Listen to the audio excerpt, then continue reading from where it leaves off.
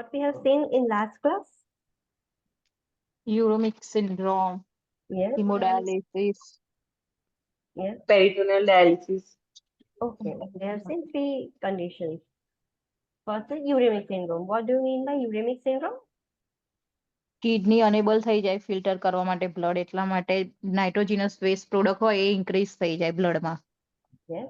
And એના લીધે systemic clinical મેનિફેસ્ટેશન્સ જોવા મળે, આખા બોડી પર એના ઇફેક્ટ જોવા મળે. So that is uremic syndrome.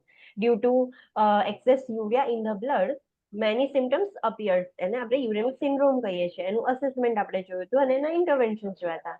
Next we have seen hemodialysis. What do you mean by hemodialysis? Process of cleansing the blood. Cleansing the plant's Yes. blood. Process of cleaning or purifying the blood. એને આપણે હિમોડાયાલિસિસ કહીએ છીએ કે જ્યારે kidneys ના કરી શકે એનું ફંક્શન ત્યારે આપણે ઓલ્ટરનેટિવ વે એટલે કે એક ડિવાઇસ થ્રુ બ્લડને પ્યોરિફાય કરીએ છીએ. એના ફંક્શન્સ જોયા હતા કે હિમોડાયાલિસિસ એકચ્યુઅલીમાં શું વર્ક કરે.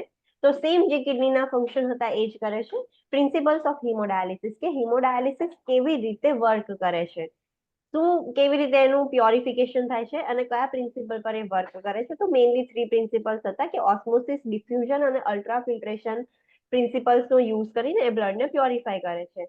ડાયસ્ટિલેટ બાથ એટલે કે જે આપણે સોલ્યુશન યુઝ કરીએ છીએ ડાયાલિસિસ મશીનમાં એને ડાયસ્ટિલેટ કહેવાય.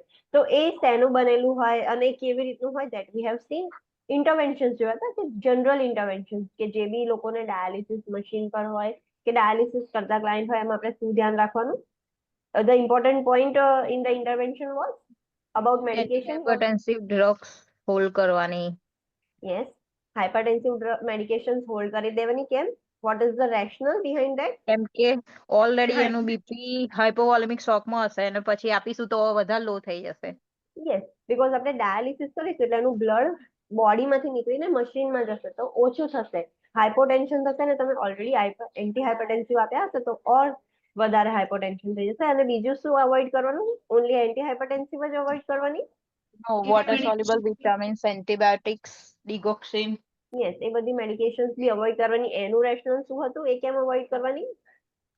Wash out થઈ જાય. યસ, બીકોઝ અગર એ બ્લડ નીકળશે તો એ બહુ જ નાની મેડિકેશન છે, સેમી પરમિએબલ મેમ્બ્રેનથી ઇઝીલી પાસ થઈ શકે છે. તે બધી મશીનમાં ડાયસ્ટિલેટ એબ્ઝોર્બ કરી લેશે તો બ્લડમાં એ નહીં રહે એટલે પછી ક્લાયન્ટને કશી ઇફેક્ટ જોવા નહીં મળે. તો તમારે ઓલવેઝ એન્કલેક્સમાં તમને કશું બી વસ્તુ જાણવા મળે તેનું રેશનલ અન્ડરસ્ટેન્ડ કરવાનું. Next we have seen access for hemodialysis કે હિમોડાયાલિસિસ કઈ જગ્યાએથી આપણે એક્સેસ કેવી રીતે કરીએ છીએ બોડીમાં બ્લડ નીકાળવા માટે. તો first is subclavian and femoral catheter. Subclavian and femoral catheter એટલે શું? ક્યાંથી એક્સેસ કરશે? સબક્લેવિયન વેન અને ફીમોરલ વેન. યસ, સબક્લેવિયન વેનથી અને ફિમોરલ વેનથી એક્સેસ કરે છે. મેજરલી કઈ યુઝ કરે છે? Subclavian.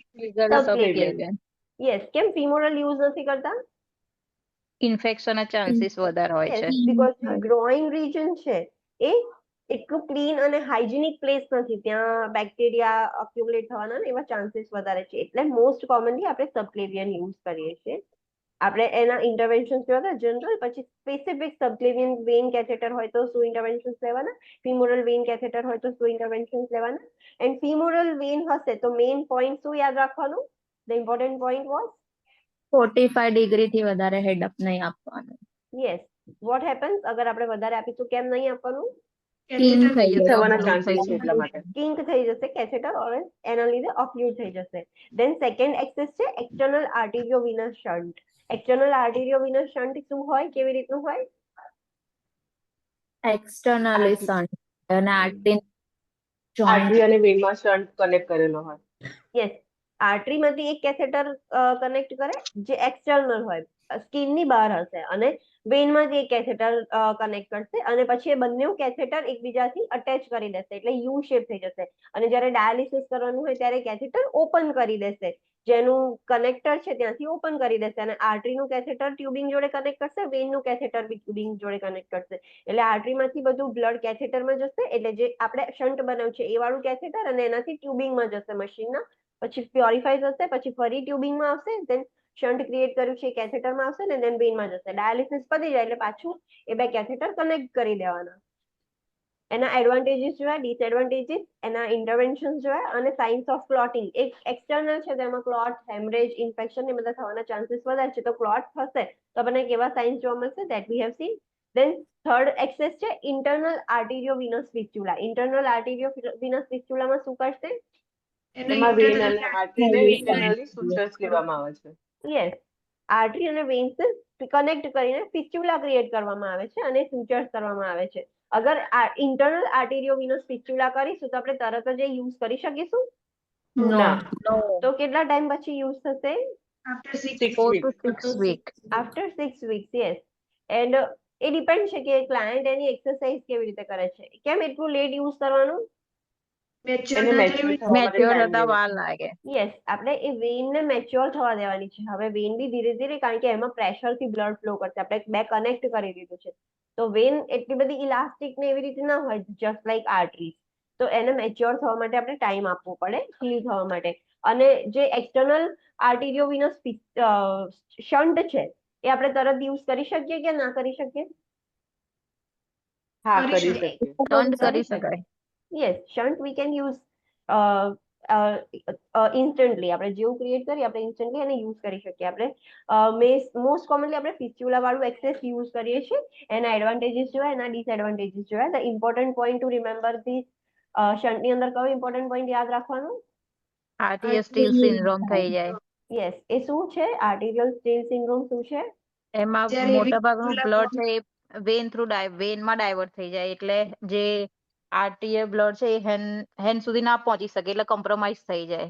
યસ, જે બી એક્સ્ટ્રીમિટી અફેક્ટ થશે, ફોર એક્ઝામ્પલ અહીંયા અગર પાછળ જે આપણે ક્યુબાઇટલ ફોસાની પાછળ અગર શન્ટ કર્યું હશે તો આગળની એક્સ્ટ્રીમિટી, અગર ફોરઆર્મમાં કર્યું હશે તો પામમાં, તો જે બી એક્સ્ટ્રીમિટી અફેક્ટેડ છે ત્યાં આગળ બ્લડ ફ્લો કોમ્પ્રોમાઇઝ થઈ જશે. બધું બ્લડ ડાયવર્ટ થઈને વેન્સમાં જતું રહેશે. તો that is arterial steal syndrome. Third access internal arteriovenous graft. એ શું હતું internal arteriovenous graft? Artificial graft કરવામાં આવે છે. આર્ટિફિશિયલ ગ્રાફ્ટ ક્રિએટ કરવામાં આવે છે but the graft is internal. એ બહાર વિઝિબલ નથી. યસ, એ ઇન્ટરનલ છે. ખાલી જે આપણે કનેક્ટ કરીશું બધી ટ્યુબિંગ્સ આઈવી લઈને એવું તો એ ટ્યુબિંગ્સ આપણને દેખાશે. અહીંયા જે છે એ રિયલ ઇમેજ છે કે આ જે ડાયાલિસિસની ટ્યુબ્સ છે એ ડાયરેક્ટ પંચર કરીને કનેક્ટ કરી છે. બાકી ગ્રાફ્ટ જે હોય એ ઇનસાઇડ હોય, અંદરની સાઈડ હોય. આપણે એના એડવાન્ટેજીસ ડિસએડવાન્ટેજીસ સેમ ફિસ્ચ્યુલા જેવા છે. પછી ઇન્ટરવેન્શન જોયા હતા ફિસ્ચ્યુલાના અને ગ્રાફ્ટના ઇન્ટરવેન્શન જોયા હતા. જે ઇમ્પોર્ટન્ટ પોઈન્ટ યાદ રાખવાનો છે about brute and thrill, what was that? Auscultate brute and palpate thrill to Yes. check patterns of fistula. Yes, if you can not auscultate bruit or can not palpate thrill તો શું કરવાનું? Inform PSCP notify કરવાનું. Yes, PHCP ને inform કરવાનું. And what does it indicate? patent નથી એવી fistula અંદર મતલબ પેટેન્ટ purge. નથી. યસ, ઓક્લુઝન થઈ ગયું છે કે સ્ટોપ થઈ ગયું છે, ક્લોટ ફોર્મેશન થઈ ગયું છે, પેટન્ટ નથી રહી હવે. Then we ma'am, have seen, yes, મને થ્રિલમાં થોડું કન્ફ્યુઝન છે. એમાં કેવું સાઉન્ડ હશે? થ્રિલ એ સાઉન્ડ નથી, એ પાલ્પેશન Okay. કરીએ છીએ. તમે ત્યાં પાલ્પેટ કરશો તો બ્લડ એકદમ ફોર્સફુલી નીચેથી પાસ થતું હોય ને એવું તમને ફીલ થશે. That is Okay. not the sound. Brute is the sound. Okay, Thrill you have to palpate. Okay. Then we have seen complications of hemodialysis કે હેમોડાયાલિસિસમાં આટલા કોમ્પ્લિકેશન થાય છે અને કોમ્પ્લિકેશન થશે તો અકોર્ડિંગ ટુ ધ કોમ્પ્લિકેશન આપણે dialysis slow કરવું પડશે ઓર એલ્સ સ્ટોપ કરવું પડશે. તો વી have seen that. Then we have started peritoneal dialysis. Peritoneal dialysis means મતલબ પેરિટોનિયમનો એક સેમિપર્મિયલ મેમ્બ્રેન સમજી અને પછી ત્યાં સોલ્યુશન ડાયરેક્ટ કરીને પછી ત્યાં dialysis. yes, આપણે બ્લડ પ્યોરિફાય કરીએ છીએ યુઝિંગ અવર ઓન પેરિટોનિયલ મેમ્બ્રેન. જે પેરિટોનિયલ મેમ્બ્રેન છે એનો જ યુઝ કરીને આપણે બ્લડ પ્યોરિફાય કરીએ છીએ. એની અંદર એક ડાયસિલેટ જે સોલ્યુશન હોય એ પેરિટોનિયલ કેવિટીની અંદર ઇન્સર્ટ કરવામાં આવે, એ અંદરનું અંદર રહેશે અને એ જ હાઈલી વેસ્ક્યુલર એરિયા છે, ત્યાં આગળ બધી બહુ જ કેપિલરીઝ છે. તો એ બ્લડ જ્યારે કેપિલરીઝમાંથી ફ્લો થતું હશે ત્યારે બ્લડમાંથી જે બધી ઇમ્પ્યોરિટીઝ હશે એ ડાયસિલેટ એબ્ઝોર્બ કરી લેશે અને બ્લડ પ્યોરિફાય થતું સર્ક્યુલેટ થયા જ કરશે. પછી એ ડાયસિલેટ આપણે આઉટફ્લોથી બહાર નીકાળી દઈએ છીએ, બોડીમાંથી ડ્રેન કરી દઈએ છીએ. So that is peritoneal dialysis. Contraindications આપણે જોયા હતા કે કયા પર્સન્સમાં કે કઈ કન્ડિશનમાં આપણે પેરિટોનિયલ ડાયાલિસિસ યુઝ ના કરી શકીએ. Then we have seen access for peritoneal dialysis કે એક ડાયાસિલેટ આપણે સર્જિકલી એક કેથેટર પેરિટોનિયમ કેવિટીમાં ઇન્સર્ટ કરી જ દઈએ, જેમાં કફ હોય, એ કફ ઇન્ફ્લેટ કરી દઈએ એટલે ત્યાં જ એ સ્ટિક થઈ જશે. પછી ત્યાં આગળ ફાઇબ્રોબ્લાસ્ટ ને ન્યૂ બ્લડ વેસલ્સ ને બધું ફોર્મ થવાનું સ્ટાર્ટ થઈ જશે, એટલે ત્યાં પ્રોપરલી ફિટ થઈ જશે, બિલકુલ હલી નહીં શકે. પછી ખાલી આપણે આ જે ડાયાસિલેટના ટ્યુબિંગ્સ અને આઉટફ્લોના ટ્યુબિંગ્સ હોય એ ખાલી કેથેટર જોડે કનેક્ટ કરી દેવાના. તો પહેલા ડાયાસિલેટ ઇન્સર્ટ કરી દેવાનું, એ થોડીક વાર રહેવા દેવાનું. આપણે ઇન્સર્ટ કરીએ એને ફિલ કહેવાય, પછી થોડીક વાર રહેવા દઈએ એને શું કહેવાય? વેલ ટ્વેલ. અને પછી એને ડ્રેન કરવાનું. તો ધીસ ઇઝ ધ પ્રોસેસ કે આવી રીતે થાય છે.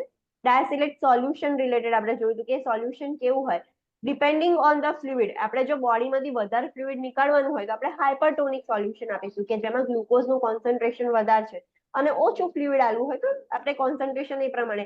પીએચસીપી ડિસાઇડ કરશે કે ક્લાયન્ટને કયું સોલ્યુશન, કયા ટાઈપનું સોલ્યુશન યુઝ કરવાનું. એન્ડ મેજરલી કઈ થિંગ યાદ રાખવાની કે ડાયાસિલેટ સોલ્યુશન છે એ 12 ટાઈમ જેટલો કીધો હોય એટલો જ રાખવાનો, એનાથી વધારે રાખવાનું નહીં. અગર વધારે રાખીશું તો શું થશે? હાઇપરગ્લાઇસેમિયા થઈ જશે. Yes. So we have to remember all these things. આપણે પીડી ઇન્ફ્યુઝન એટલે કે સીલ રિલેટેડ જોયું હતું, ડ્વેલ ટાઈમ રિલેટેડ જોયું હતું અને ડ્રેન રિલેટેડ જોયું હતું. ઇન્ટરવેન્શન જોઈ હતી બિફોર ટ્રીટમેન્ટ. એટલે પેરિટોનિયલ ડાયાલિસિસ સ્ટાર્ટ કરીએ એની પહેલા શું કરવાનું, પેરિટોનિયલ ડાયાલિસિસ ચાલતું હોય ત્યારે શું કરવાનું. Then let's start with the types of peritoneal dialysis. કે peritoneal dialysis છે એના types છે. So first is continuous ambulatory peritoneal dialysis, that is CAPD. અત્યાર સુધી જે જોયું એમાં કોઈને કશો doubt? No ma'am. No, ma'am. No ma'am. Okay. So let's start. Yes? આ પેરિટોનલ ડાયાલિસિસ એ ટેમ્પરરી બેઝ પર યુઝ કરવામાં આવે. No not temporary. અમુક વખતે મતલબ ક્લાયન્ટને એટલું બધું ફ્રિકવન્ટલી ડાયાલિસિસ જરૂર ના પડતી હોય તો આપણે પેરિટોનિયલ ડાયાલિસિસ રેગ્યુલરલી યુઝ કરી શકીએ છીએ. એ ક્લાયન્ટ એના ઘરે જ કરી શકે છે dialysis. Okay Yes. Okay Okay. So let's see about the types of peritoneal dialysis. So continuous ambulatory peritoneal dialysis. તો એમાં શું હોય? So it closely resembles the renal function because it is a continuous process. એનું નામ જ suggest કરે છે એ same renal function જેવું છે બીકોઝ એ કન્ટિન્યુઅસ છે. આપણી કિડની કેવું કન્ટિન્યુ વર્ક કર્યા જ કરે છે. આપણે એવું નથી હોતું કે કિડની આખા દિવસમાં 2 કલાક જ ફંક્શન કરે, ના, એ કન્ટિન્યુઅસલી વર્ક કરે. તો સેમ ટાઈપ આમાં બી એવું જ થશે કે એ સેમ રિનલ ફંક્શન જેવું જ એક્ટ કરશે બીકોઝ એ કન્ટિન્યુઅસ પ્રોસેસ છે. Does not require a machine for the procedure. કોઈ મશીનની જરૂર નથી. And it promotes the client independence. ક્લાયન્ટની ઇન્ડિપેન્ડન્સ બી પ્રમોટ કરે છે. The client performs self dialysis 24 hours a day, 7 days a week. જે ક્લાયન્ટ છે એ પોતે જ મતલબ સેલ્ફ ડાયાલિસિસ ઘરે જ કરશે. જેમ પેલું ડિવાઇસ ખાલી એને કનેક્ટ કરવાનું હોય અને 24 hours a day એ ચાલુ જ હોય. એ કન્ટિન્યુઅસ પ્રોસેસ છે કે ડાયાસિલેટ આવશે, મતલબ બ્લડ પ્યોર કરશે અને ડ્રેન થશે, અને ડેલી કરવાનું 7 days a week and 24 hours a day. Four dialysis cycles are usually administered in 24-hour period, including an overnight 8-hour dwell time. આખા દિવસમાં 24 અવર સુધી એ બ્લડ પ્યોરિફાય થાય છે. તો આખા દિવસમાં ફોર સાયકલ્સ કરવામાં આવે. 24 અવર્સનો જે પીરિયડ હોય એમાં 4 સાયકલ્સ કરવામાં આવે, એટલે 8 અવર્સની એક સાયકલ હોય. એક ડાયાસિલેટ ઇન્સર્ટ કર્યું, 8 કલાક સુધી ક્લાયન્ટ એની અંદર જ રાખશે, ડ્વેલ ટાઈમ કરશે ને પછી ડ્રેન કરી દેશે. અગેન પછી એ ફરી ઇન્સર્ટ કરશે, 8 કલાક સુધી રાખશે, ડ્રેન કરશે. એવી રીતે 4 ટાઈમ્સ એ પરફોર્મ કરશે એન્ડ ઓવરનાઇટ બી પરફોર્મ કરશે. એટલે કે રાત્રે ઇન્સર્ટ કરીને ઓવરનાઇટ એને અંદર રહેવા દેશે ને પછી ડ્રેન કરી દેશે. તો એવી રીતે આખા દિવસમાં 24 અવર સુધી એ બ્લડ પ્યોરિફાય થયા જ કરશે. એવરી 8 અવરની જે પીરિયડ છે કન્ટિન્યુઅસલી એ પ્યોરિફાય થયા કરશે. Diacylate 1.5 to 2 liter is instilled into the abdomen 4 times daily and allowed to dwell as prescribed. Bags are weighed to determine output. The catheter is clamped and the bag is rolled up during the dwell time. Normally જે client છે એ ઘરે જ કરે છે આ dialysis, એટલે ક્લાયન્ટે આખા દિવસમાં 4 ટાઈમ્સ એને કરવું પડશે. 4 ટાઈમ્સ 1.5 to 2 લીટર જે ડાયાસિલેટ સોલ્યુશન છે એ ક્લાયન્ટ અંદર ઇન્સર્ટ કરી દેશે પેરિટોનિયલ કેવિટીમાં. બધું જ 10 to 20 મિનિટ્સમાં ભરાઈ જશે. પછી ડોક્ટરે જે પ્રમાણે પ્રિસ્ક્રાઇબ કર્યું હોય, નોર્મલી 8 અવર્સનું હોય 12 ટાઈમ, તો 8 અવર્સ સુધી ક્લાયન્ટ એની જ અંદર જ રાખશે. ક્લાયન્ટ એનું કામ કર્યા કરી શકે છે. ક્લાયન્ટને ખાલી એક વખત ઇન્સર્ટ થઈ જાય પછી કેથેટર ને બધું ક્લેમ્પ કરી દેવાનું છે, કારણ કે આપણે અંદર જ રહેવા દેવાનું છે, કનેક્ટ કશું કરવાનું નથી. તો ક્લાયન્ટ એનું કામ કરી શકે છે. એન્ડ પછી 8 અવર્સ પતી જાય એટલે પાછું એને ડ્રેન કરી દેવાનું. After the 12 the bag is placed lower than the insertion site and the clamp is open. so that fluid drains out by the gravity flow. Dwell time પતી જાય એટલે બેગને પછી નીચે મૂકવાની. આપણે બેડ પર બેઠા હોય કશીક એવી પોઝિશન પર બેસવાનું કે બેગ આપણાથી નીચે રહે, એબ્ડોમનથી નીચે રહેવી જોઈએ. અને પછી ક્લેમ્પ જે છે એ ઓપન કરી દેવાનો, તો બધું ફ્લુઇડ ડ્રેન થઈ જશે due to gravitational force. After fluid is drained, the bag is changed. New diastillate is instilled into the abdomen and the process continues. હવે એક વખત બધું ડ્રેન થઈ જાય એટલે 8 કલાક પતી ગયા છે એટલે હવે નવી સાયકલ સ્ટાર્ટ થશે. એટલે નવી સરથી પેલું ભરાવશે, ફરી 8 કલાક સુધી કશું જ નહીં કરવાનું, એને ડ્વેલ થયેલું અંદર જ રહેવા દેવાનું કે જે પ્યોરિફિકેશન કર્યા કરે. તો અગેન પછી એ જ સાયકલ કન્ટિન્યુ કરવાની. Between exchanges the catheter is clamped. અને જ્યારે એક્સચેન્જ થતા હોય એટલે એક વખત ડાયસ્ટિલેટ ઇન્સર્ટ કર્યું, જ્યાં સુધી આપણે એને રિમૂવ નથી કરતા ત્યાં સુધી ક્લેમ્પ કરી દેવાનું. એટલે એક એક્સચેન્જ, બે એક્સચેન્જ ની વચ્ચે કેથેટર ક્લેમ્પ રાખવાના, કેથેટર ઓપન નહીં રાખવાના. ફર્સ્ટ ટાઈપમાં ખબર પડી કે કન્ટિન્યુઅસ એમ્બ્યુલેટરી પેરિટોનિયલ ડાયાલિસિસ એ કન્ટિન્યુઅસ છે ને એમ્બ્યુલેટરી છે, એટલે ક્લાયન્ટ ઇન્ડિપેન્ડન્ટલી વર્ક કરી શકે છે. અને એવું નથી પેલું આપણે હિમોડાયાલિસિસમાં કેવું હોય, ક્લાયન્ટને બેડ પર જ સૂઈ રહેવું પડે જ્યાં સુધી બ્લડ પ્યોરિફાય થાય. આમાં એવું નથી જરૂર, આ કન્ટિન્યુઅસલી થયા કરે છે અને એમ ઇન્ડિપેન્ડન્ટ રહેશે ક્લાયન્ટને. કશું એવું નથી કે એક જગ્યાએ બેસી રહેવું પડે કે એકની એક વસ્તુમાં એક્ટિવિટીમાં કે બેડ પર જ રહેવું પડે, એવી નથી આ. સેકન્ડ ટાઈપ છે ઓટોમેટેડ પેરિટોનિયલ ડાયાલિસિસ. ઓટોમેટેડ પેરિટોનિયલ ડાયાલિસિસના બી સબ ટાઈપ્સ છે. Automated dialysis requires a peritoneal cycling machine. હવે જે ઓટોમેટેડ છે એટલે ઓટોમેટિક થાય છે, ક્લાયન્ટને કશું કરવું નથી પડતું, તો એના માટે એક મશીન જોઈશે, એક સાયકલિંગ મશીન જોઈશે. Automated dialysis can be done as an intermittent peritoneal dialysis, continuous cycling peritoneal dialysis or nightly peritoneal dialysis. Automated dialysis 3 types થી કરવામાં આવે છે. એના જે સબ ટાઇપ્સ છે એ કે continuous cycling peritoneal dialysis, intermittent peritoneal dialysis or as nightly peritoneal dialysis. The exchanges are automated instead of manual. અને એ exchange automatic થશે. પેલામાં કેવું હતું કે ક્લાયન્ટને મેન્યુઅલી કનેક્ટ કરવું પડતું હતું, મેન્યુઅલી જે ડાયસ્ટિલેટ છે એ કનેક્ટ કરીને એ ઇન્સર્ટ થતું હતું, પછી એને બહાર નીકળવા માટે પાછું આઉટફ્લો જોડે એને કનેક્ટ કરવું પડતું હતું, ક્લાયન્ટને કરવું પડતું હતું. આ બધું જ ઓટોમેટિક થશે, ક્લાયન્ટને મેન્યુઅલી કશું જ નહીં કરવું પડે. Let's see its subtypes કે જે ઓટોમેટેડ છે પેરિટોનિયલ ડાયાલિસિસ, એના સબ ટાઇપ્સ છે. તો ફર્સ્ટ સબ ટાઇપ છે કન્ટિન્યુઅસ સાયકલિંગ પેરિટોનિયલ ડાયાલિસિસ. એમાં શું થશે, તો dialysis requires a peritoneal cycling machine. આ ઓટોમેટેડમાં એક મશીન જોઈશે તો એ ઓટોમેટિકલી વર્ક કરી શકે. Dialysis usually consists of 3 cycles done at night and 1 cycle with an 8-hour dwell done in the morning. આ જે ડાયાલિસિસ છે એમાં બી આપણે 4 સાયકલ્સ કરીએ છીએ, પણ 3 સાયકલ નાઇટમાં થાય છે અને 1 સાયકલ મોર્નિંગમાં થાય છે. તો ડ્યુરિંગ નાઇટ ટાઈમ આખી નાઇટમાં 3 વખત બ્લડ પ્યોરિફાય થશે, 3 સાયકલ્સ થશે અને મોર્નિંગમાં 1 વખત થશે અને એનો ડ્વેલ ટાઈમ 8 અવર્સનો હશે. The sterile catheter system is open only for on and off procedures which reduces the risk of infection. હવે જે કેથેટર સિસ્ટમ છે જે આપણે કનેક્ટ કરીએ છીએ એ ખાલી જ્યારે આપણે ડાયાલિસિસ કરવાનું હોય ત્યારે જ આપણે કનેક્ટ ને એવું કરીએ છીએ, તો એના લીધે ઇન્ફેક્શનના રિસ્ક બહુ ઓછા છે. The client does not need to do exchanges during the day. અને આખો દિવસ ક્લાયન્ટને ઘડી ઘડી એક્સચેન્જીસ કરવાની જરૂર નથી. આમાં શું થશે કે ક્લાયન્ટ રાત્રે સૂઈ ગયું છે, ફોર એક્ઝામ્પલ એને ઓવરનાઇટ આખા નાઇટમાં 3 સાયકલ્સ થાય છે, તો ક્લાયન્ટ સૂઈ ગયું છે, એને કેથેટર કનેક્ટ કરી દીધું છે, તો ઓટોમેટિકલી ડાયાસિલેટ બધું પેરિટોનિયલ કેવિટીમાં જશે અને એનો ટાઈમ થશે એટલે ઓટોમેટિકલી એ ડ્રેન થશે. ક્લાયન્ટને કશું જ નહીં કરવું પડે, એને ધ્યાન બી નહીં રાખવું પડે કે મારે 12 ટાઈમ પતી ગયો છે તો લાવ મારે કનેક્ટ કરવાનું, ના, એ બધું જ ઓટોમેટિક થશે. એટલે ઓવરનાઇટ 3 ટાઈમ્સ એનું બ્લડ એ સાયકલ આખી થશે અને જ્યારે મોર્નિંગમાં ઉઠશે ત્યારે ફરીથી 8 કલાક માટે થઈ શકે. પછી 8 કલાક પછી એ ક્લાયન્ટ ફ્રી છે, પછી આખા દિવસમાં ક્લાયન્ટને ફરીથી એક્સચેન્જ કરવાની જરૂર નથી કે ફરીથી ડાયાલિસિસ કરવાની જરૂર નથી. એની સેકન્ડ સબ ટાઈપ છે તો ઇન્ટરમિટન્ટ પેરિટોનિયલ ડાયાલિસિસ. તો ઇન્ટરમિટન્ટ પેરિટોનિયલ ડાયાલિસિસમાં શું થશે, તો dialysis requires a peritoneal cycling machine. Dialysis is not a continuous procedure. આ ડાયાલિસિસ કન્ટિન્યુઅસ નથી, એનું નેમ જ સજેસ્ટ કરે છે કે ઇન્ટરમિટન્ટ. તો dialysis is perform for 10 to 14 hours 3 or 4 times a week. દરરોજ કરવાની જરૂર નથી, એક જ વખત 10 થી 14 કલાક માટે કરવામાં આવે એક જ દિવસમાં, અને આખા વીકમાં 3 કે 4 જ વખત કરવાનું આવે. એટલે જસ્ટ લાઈક હિમોડાયાલિસિસ ડેલી આપણે કરવાની જરૂર ના પડે. બીજા બધા છે એ ડેલી થતા હોય, ડેલી રૂટીન જ હોય કે રાત્રે થશે અને સવારે થશે, પછી client can do his or Har on work. પણ આ ઇન્ટરમિટન્ટ છે એટલે ઓટોમેટિક જ થશે જ્યારે બી થશે ત્યારે, પણ એક જ દિવસમાં 10 to 14 અવર્સ સુધીની આખું એ ડાયાલિસિસ પ્રોસેસ ચાલે અને આખા વીકમાં 3 to 4 ટાઈમ્સ એ કરવાનું હોય.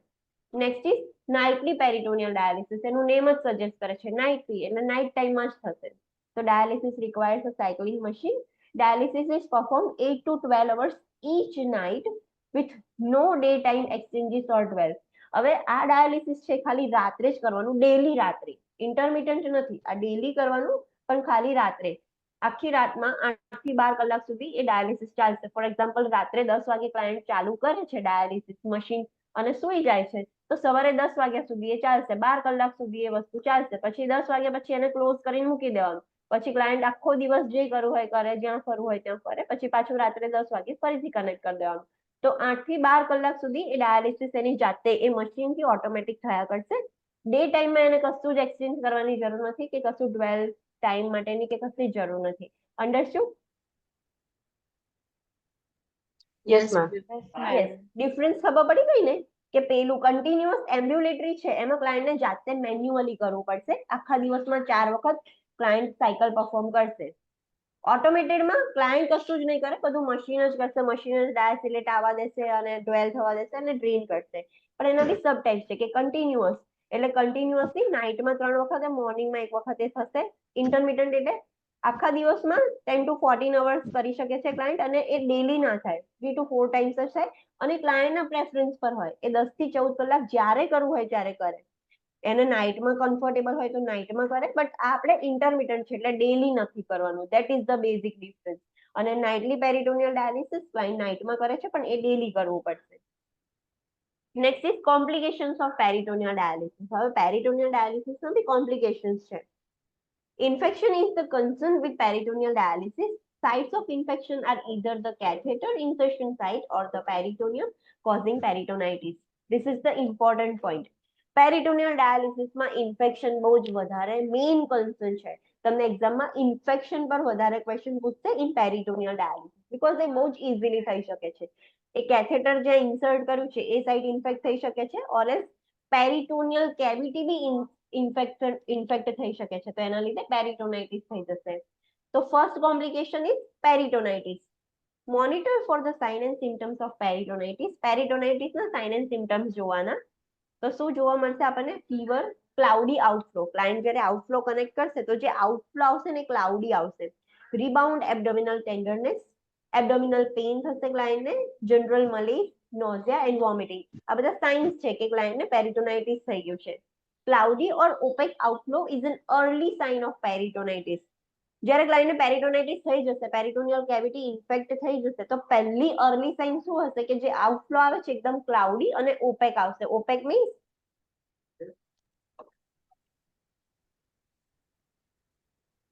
આર પાર જોઈ શકાયું. નો, એને ટ્રાન્સપેરન્ટ કહેવાશે. આર પાર જોઈ શકાય એને ટ્રાન્સપેરન્ટ કહેવાય. There are 3 words: transparent, translucent and opaque. So what is the difference between 3 words? मतलब not able to see. Not visible. Yes. Transparent એટલે જે કાચ હોય એને ટ્રાન્સપેરન્ટ કહેવાય કે આપણે કમ્પ્લીટલી વિઝિબલ કરી શકીએ છીએ. જે જ્યુસ હોય છે આપણે એવું કહીએ છીએ ને કે ટ્રાન્સપેરન્ટ જ્યુસીસ, તો કમ્પ્લીટલી પાણી છે, વોટર છે, ટ્રાન્સપેરન્ટ કહેવાય કે જેમાંથી આપણે કમ્પ્લીટલી આરપાર જોઈ શકીએ. ટ્રાન્સલ્યુસન્ટ એટલે થોડુંક ધૂંધળું ધૂંધળું દેખાશે ખરા પણ ક્લિયર આઈડેન્ટિફાય નહીં થાય, થોડુંક ધૂંધળું દેખાશે. મતલબ એવા ફ્રૂટ જ્યુસીસ જેની અંદર પલ્પ હોય ને એવું હોય તો થોડુંક ટ્રાન્સલ્યુસન્ટ દેખાય. અને ઓપેક એટલે we can not see through, આપણે એની આરપાર જોઈ ના શકીએ, એટલું બધું એ થિક હોય. જેમ કે વોલ છે તો એ ઓપેક છે, તો એ જે આઉટફ્લો આવે છે એકદમ ઓપેક થઈ જશે. નોર્મલી ક્લિયર હોય, ટ્રાન્સપેરન્ટ હોય, ઓર ટ્રાન્સલ્યુસન્ટ હોય, પણ ઓપેક આઉટફ્લો આવશે એટલે આપણને બહુ જ ક્લાઉડી હશે, કશું આપણે જોઈ નહીં શકીએ એની આરપાર. If peritonitis is suspected, obtain a sample for culture and sensitivity of the outflow to determine the infective organism. આપણને ખબર પડે કે ક્લાયન્ટને બી આપણે સમજાયેલું હોય કે તમને આવા સાઇન એન્ડ સિમ્પટમ્સ દેખાય તો તરત PHCP ને ઇન્ફોર્મ કરવાનું. તો પેરિટોનાઇટિસ સસ્પેક્ટ થાય એવું જે આઉટફ્લો આવે છે એનું થોડુંક સેમ્પલ લઈને કલ્ચર અને સેન્સિટિવિટી માટે મોકલી દેવાનું, તો આપણને ખબર પડે કે કયું ઓર્ગેનિઝમના લીધે ઇન્ફેક્શન થયું છે. Antibiotics may be added to the dialysate. અને એક વખત ઇન્ફેક્શન થાય તો પછી જે ડાયાસિલેટ છે એન્ટીબાયોટિક્સ એડ કરી દેવાનું. Avoid infections by maintaining meticulous sterile technique. when connecting and disconnecting PD solution bags and when carrying for the catheter insertion site. Main શું છે કે આપણે ઇન્ફેક્શન ના થવા દેવું એ જ આપણું મેઇન કામ છે કે પહેલા ઇન્ફેક્શન જ અવોઇડ કરવાનું. ઇન્ફેક્શન ના થાય તો કશું થાય જ નહીં. તો ઇન્ફેક્શન કેવી રીતે આપણે અવોઇડ કરી શકીએ? તો ક્લાયન્ટને બી સમજાવવાનું કે એકદમ સ્ટરાઇલ ટેકનિક યુઝ કરવાની. જ્યારે તમે ડાયસ્ટિનેટ બેગ સોલ્યુશન બેગ કનેક્ટ કરો છો કે ડિસ્કનેક્ટ કરો છો ત્યારે એકદમ પ્રોપરલી ક્લીન હેન્ડ્સથી અને સ્ટરાઇલ ટેકનિકથી એને હેન્ડલ કરવાનું.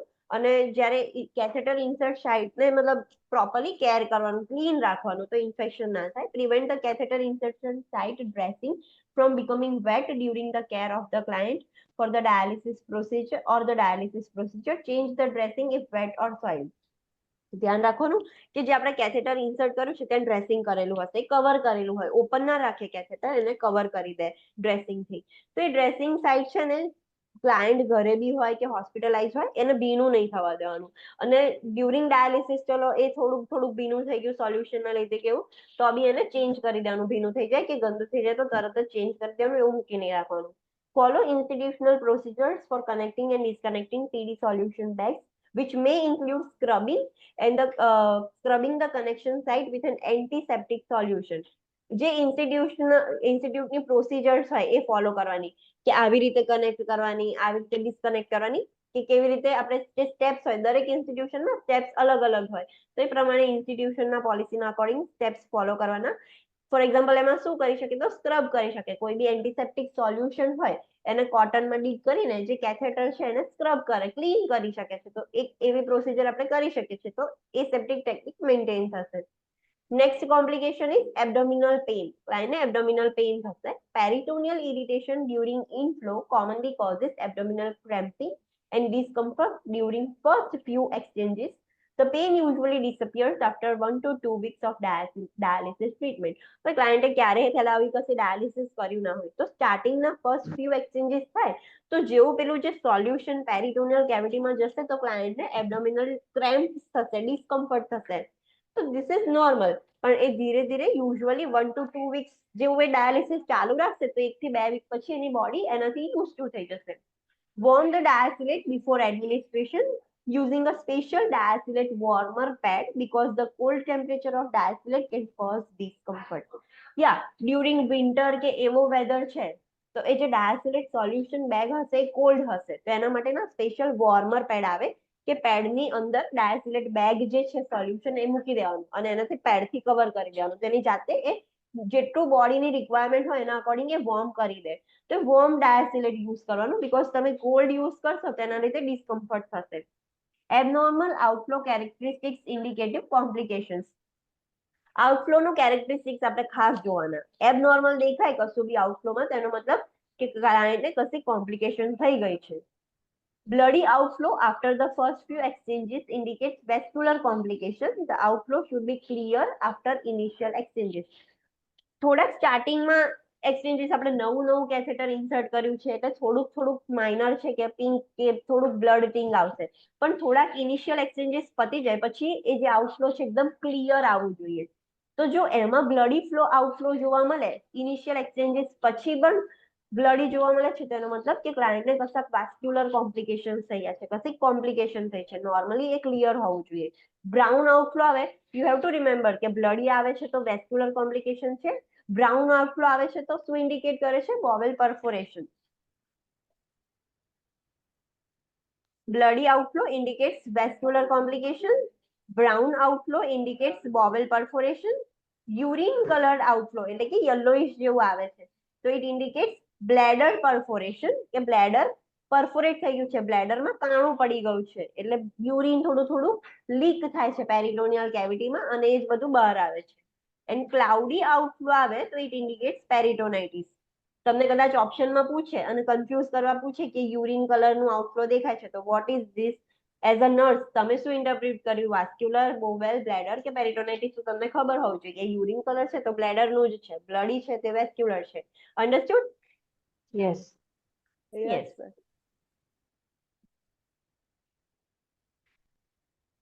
Next is insufficient outflow. Next complication છે insufficient outflow. So that is just a minute. Okay. Where is the C? C point છે કશો? Okay, yeah. આ જે એબનોર્મલ આઉટફ્લો છે that is the C point. Okay. Next is insufficient outflow. Insufficient outflow ના એ એક complication છે. The main cause of insufficient outflow એટલે જેટલું આપણે નાખ્યું છે એટલું જ બહાર નથી આવતું, insufficient થઈ ગયું છે. તો એનો મેઇન કોઝ શું છે?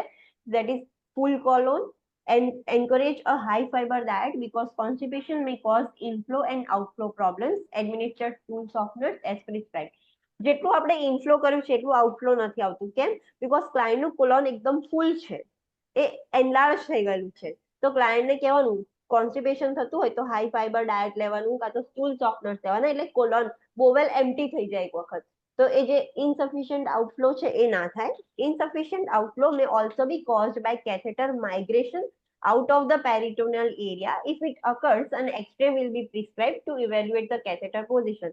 Sometimes insufficient outflow શેના લીધે થાય કે જે કેથેટર છે એની જગ્યાએથી હલી ગયું છે, પેરિટોનિયલ એરિયામાંથી થોડુંક ખસી ગયું છે, તો પછી એ ડ્રેન જ નહીં થાય ને ફ્લુઇડ. તો જો અગર એવું લાગે કે કેથેટર ખસી ગયું છે તો આપણે એક્સરે કરવાનું કે એની પોઝિશન આપણે ઇવેલ્યુએટ કરી શકીએ.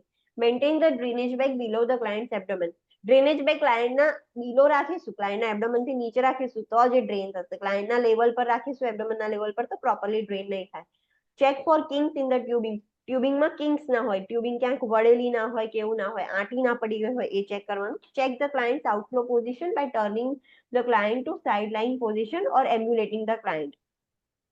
ક્લાયન્ટની આપણે ચલો ફોર એક્ઝામ્પલ સ્ટાર્ટિંગમાં આઉટફ્લો ઓછું છે તો આપણે ક્લાયન્ટની પોઝિશન આપણે ચેક કરી શકીએ, ક્લાયન્ટને સાઇડલાઇન પોઝિશન આપી શકીએ કાં તો ક્લાયન્ટને એમ્બ્યુલેટ કરી શકીએ, તો એ ડ્રેનેજ પ્રમોટ થાય.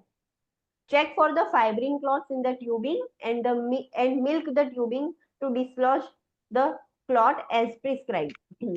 તમને જે ટ્યુબિંગ છે, જે પેરિટોનિયલ કેવિટીમાંથી ડ્રેન થતી જે આઉટફ્લોની ટ્યુબિંગ છે, તેમાં તમને ક્યાંય શું કહેવાય કે ફાઇબ્રિન ક્લોટ્સ કે એવું કશું દેખાય છે? જો દેખાય તો milk the tubing to dislodge. Milk the tubing એટલે શું કરવાનું? મિલ્કિંગ કરવાનું. કેવી રીતે? ઇન્સ્ટ્રુમેન્ટ થી કર્યું છે, મેં તો આઈડિયા નથી. મીન્સ સોરી, આઈડિયા નથી. મિલ્કિંગ કરવાનું એટલું જ ખબર છે. ઓકે. તમે મિલ્કિંગ એટલે બીજી રીતે બી કરી શકો કે લાઈક તમે આપણે કર્યું જ હશે ઇન નર્સિંગ પ્રેક્ટિસ કે જ્યારે આપણે આઈવી લાઈન ડિસ્કનેક્ટ કરીને ફરી સ્ટાર્ટ કરીએ તો નોર્મલ ઇન્ફ્લામેટરી પ્રોસેસના લીધે ત્યાં ક્લોટ ફોર્મેશન થઈ ગયું હોય તો આપણે એને પ્રમોટ કરવા માટે જસ્ટ ખાલી આમ કિંક કરીને છોડી દઈએ છીએ. તો શું? યસ. તો જ્યારે આપણને એવું લાગે કે ફાઇબ્રિન ક્લોટ આવી ગઈ છે તો તમે એવી રીતે કરીને રિલીઝ કરી દો તો એ ક્લોટ ડિસ્લોજ થઈને સીધી ડ્રેનેજ બેગમાં આવી જાય. ફાઇબ્રિન ક્લોટ થવાનું થઈ શકે છે બીકોઝ આપણે એક હોલ ક્રિએટ કર્યું છે, ત્યાં ફાઇબ્રિન ને બધું અક્યુમ્યુલેટ થવાની ચાન્સીસ છે, તો આપણે ત્યાં નથી રહેવા દો, તો એક ક્લોટ સ્ટીફ થઈ જશે. તો આપણે મિલ્ક કરીને મતલબ એ ટ્યુબિંગને ક્લીન કરી દેવાનું, એ ડિસલોજ કરી દેવાની પ્રિસ્ક્રાઇબ કરેલું હોય એ પ્રમાણે. Next complication is leakage around the catheter site. હવે જે કેથેટર ઇન્સર્ટ કર્યું છે ત્યાં લીકેજ થાય, તો લીકેજ ના થવું જોઈએ. It is a complication. Clear fluid that leaks from the catheter exit site will be noted. જે કેથેટરની એક્ઝિટ સાઇટ છે એટલે એબ્ડોમનથી બહારનું જે કેથેટર છે ત્યાંથી ક્લિયર ફ્લુઇડ અગર લીક થતું હોય તો એ નોટ કરવાનું કે ઓકે ક્લિયર ફ્લુઇડ લીક થાય છે, ઇટ મીન્સ કે એ લીકેજ ઇન્ડિકેટ કરે છે. It takes 1 to 2 weeks following an insertion of catheter before fibroblast and blood vessels grows into the catheter cuffs, which fix it in place and provide an extra barrier against diastolic leakage and bacterial invasion. એક વખત તમે hall create કરીને catheter insert કરી દો તો એ properly આખું close થતા એને 1 to 2 વીક્સ લાગશે. 1 to 2 વીક્સમાં ત્યાં આગળ બધા અંદરની સાઈડ ફાઇબ્રોબ્લાસ્ટ અને બ્લડ વેસલ્સ ને બધું ગ્રો થઈ જશે ને એટલે આખું હોલ પૂરાઈ જશે, એ કેથેટરને કમ્પ્લીટલી ટાઈટ કરી દેશે. તો પછી એ લીકેજ થવાના ચાન્સીસ બહુ ઓછા છે, તો લીકેજ બી નહીં થાય ને કોઈ બેક્ટેરિયા ઇન્સર્ટ બી નહીં થાય. Smaller amount of diastates need to be used. It may take up to 2 weeks for the client to tolerate full 2-liter exchange without leaking around the catheter site. જેવું સ્ટાર્ટિંગમાં start કરે ને client તો પહેલા થોડુંક small amount use કરવાનું because આખું 2 litre fluid client એકદમ જ ટોલરેટ નહીં કરી શકે અને પછી એના લીધે લીકેજ થવાનું સ્ટાર્ટ થઈ જશે બીકોઝ હજુ પ્રોપરલી હીલ નથી થયું. તમે જસ્ટ હમણાં જ કર્યું છે કેથેટર તો એ પ્રોપરલી ક્લોઝ નથી થયું તો થોડુંક લીક થશે. તો બેટર છે કે પહેલા સ્મોલ અમાઉન્ટના ડાયસ્ટિલેટ યુઝ કરવાના, પછી ક્લાયન્ટ ટોલરેટ કરી શકે પછી ફૂલ 2 લીટરનું યુઝ કરવાનું, પહેલા સ્મોલ અમાઉન્ટ યુઝ કરવાનું તો જેથી આપણે લીકેજ પ્રિવેન્ટ કરી શકીએ. Understood about peritoneal dialysis. Peritoneal ડાયાલિસિસમાં આપણે આજે શું જોયું, એના ટાઈપ્સ જોયા અને એના કોમ્પ્લિકેશન્સ જોયા, અને ઈચ કોમ્પ્લિકેશનમાં આપણે શું ધ્યાન રાખવાનું, that we have seen. Next condition is kidney transplantation. What do you mean by kidney transplantation?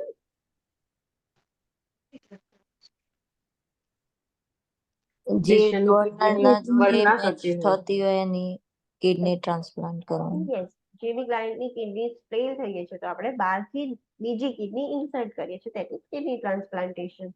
તો નોર્મલી શું કરે કે જે બી ડિઝીઝ ક્લાયન્ટની કિડનીઝ હોય ને એ તો અંદરની અંદર જ રહેવા દે, નવી કિડની ખાલી જે પેલ્વિક રિજન હોય ને ત્યાં આગળ ઇન્સર્ટ કરે. આ જે ઇન્સિઝન મૂકીને આ ન્યૂ કિડની ઇન્સર્ટ કરેલી છે, ધીસ ઇઝ ધ ઇન્સિઝન, અને અહીંયા ન્યૂ કિડની ઇન્સર્ટ કરી છે. ક્લાયન્ટની ઓલ્ડ કિડની તો એની પ્લેસમાં જ રહેશે, નવી કિડની ઇન્સર્ટ કરીને અહીંયા નવી વેસલ્સ ને એના સ્ટોમોસિસ કરીને જોઈન્ટ કરી દેશે અને એની ઓપનિંગ બ્લેડરમાં આપી દેશે. તો નવી ગ્રાફ્ટેડ કિડની અને ગ્રાફ્ટેડ યુરેટર ત્યાં રહેવા દેશે અને ક્લાયન્ટની જૂની કિડની એમની એમ રહેવા દેશે, અનલેસ એ કશો પ્રોબ્લેમ ક્રિએટ ના કરતી હોય ત્યાં સુધી. જો પ્રોબ્લેમ ક્રિએટ કરતી હોય તો પછી એને નહીં રાખવાનું, પણ કશો પ્રોબ્લેમ ક્રિએટ નથી કરતી, ખાલી એ ફેલ થઈ ગઈ છે, ફંક્શન નથી કરતી, તો પછી ભલે રહી અંદર, કશો વાંધો નથી.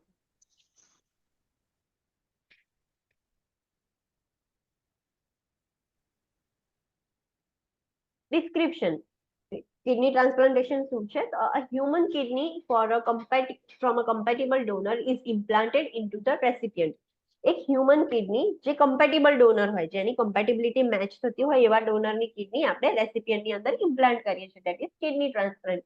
Kidney transplantation is performed for irreversible kidney failure. Specific criteria are established for eligibility for a transplant. Kidney transplant ક્યારે કરીએ કે જ્યારે ઇરિવર્સિબલ કિડની ફેલિયર થઈ ગયું હોય ત્યારે, અને એના બી સ્પેસિફિક ક્રાઇટેરિયા હોય કે કોણ ટ્રાન્સપ્લાન્ટ માટે એલિજિબલ છે. દરેક ક્લાયન્ટ ટ્રાન્સપ્લાન્ટેશન માટે એલિજિબલ ના હોય, દરેક ક્લાયન્ટ દરેકની ફેલ થઈ જાય એટલે ટ્રાન્સપ્લાન્ટેશન કરાવી દેવાનું, it is not like that. એના અમુક સ્પેસિફિક ક્રાઇટેરિયા હોય કે એ એલિજિબલ છે કે નહીં ટ્રાન્સપ્લાન્ટેશન માટે. The recipient must take immunosuppressive medication for life. અને તમને ખબર છે કે કશું બી આપણે ઓર્ગન ટ્રાન્સપ્લાન્ટ કરીએ એટલે ઇમ્યુનોસપ્રેસિવ મેડિકેશન લાઈફ ટાઈમ સુધી લેવી પડે. કેમ? બોડી અને કેમ ફોરેન કે બોડી રિજેક્ટ ના કરે, ફોરેન બોડી સમજે.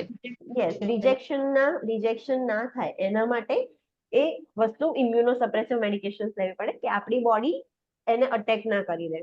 હવે ડોનર, તો જે કિડની ટ્રાન્સપ્લાન્ટેશન માટે કયા ટાઈપના ડોનર હોય, શું હોય, તો લેટ્સ સી ધેટ. તો ડોનર્સ મે બી લિવિંગ ડોનર, એટલે કે જે જીવતું હોય એવું લિવિંગ ડોનર હોઈ શકે, એ રિલેટિવ બી હોઈ શકે ઓર અનરિલેટેડ બી હોઈ શકે, ક્લાયન્ટના ફેમિલીમાંથી બી હોઈ શકે, ઓર એ સમથિંગ અનનોન બી હોઈ શકે કે જો એના કમ્પેટિબિલિટી મેચ થઈ જાય તો આપણે એની બી ડોનેટ કરી શકીએ. નોન હાર્ટ બીટિંગ ડોનર્સ એટલે NHBDs. NHBDs એટલે કેવા કે એવું ક્લાયન્ટ કે જેનું હાર્ટ ફેલ થઈ ગયું, કાર્ડિયોજેનિક શોકના લીધે એની ડેથ થઈ ગઈ છે, હાર્ટના પ્રોબ્લેમના લીધે એની ડેથ થઈ ગઈ છે, તો એની કિડનીઝ બી આપણે ટ્રાન્સપ્લાન્ટ કરી શકીએ. Or else cadaver. Cadaver means એવું ક્લાયન્ટ કે જે બ્રેન ડેડ થઈ ગયું છે. તમે આઈસીયુ માં એમાં જોયું હશે કે એનું બધા જ ઓર્ગન્સ બરાબર ફંક્શન કરે છે, બટ એ ક્લાયન્ટ બ્રેન ડેડ થઈ ગયું છે.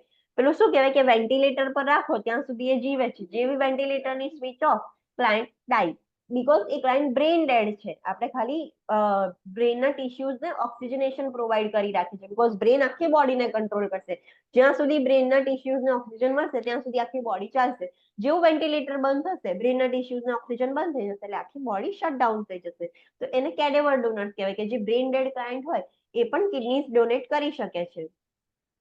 The most desirable source of kidney transplantation is living related donors who closely match the client. Majorly આપણે કહું desirable source શું છે કે એ લિવિંગ હોય અને રિલેટિવ હોય ક્લાયન્ટનું, તો એ ઇઝીલી મેચ થઈ જાય, તો એ આપણે વધારે યુઝ કરીએ છીએ.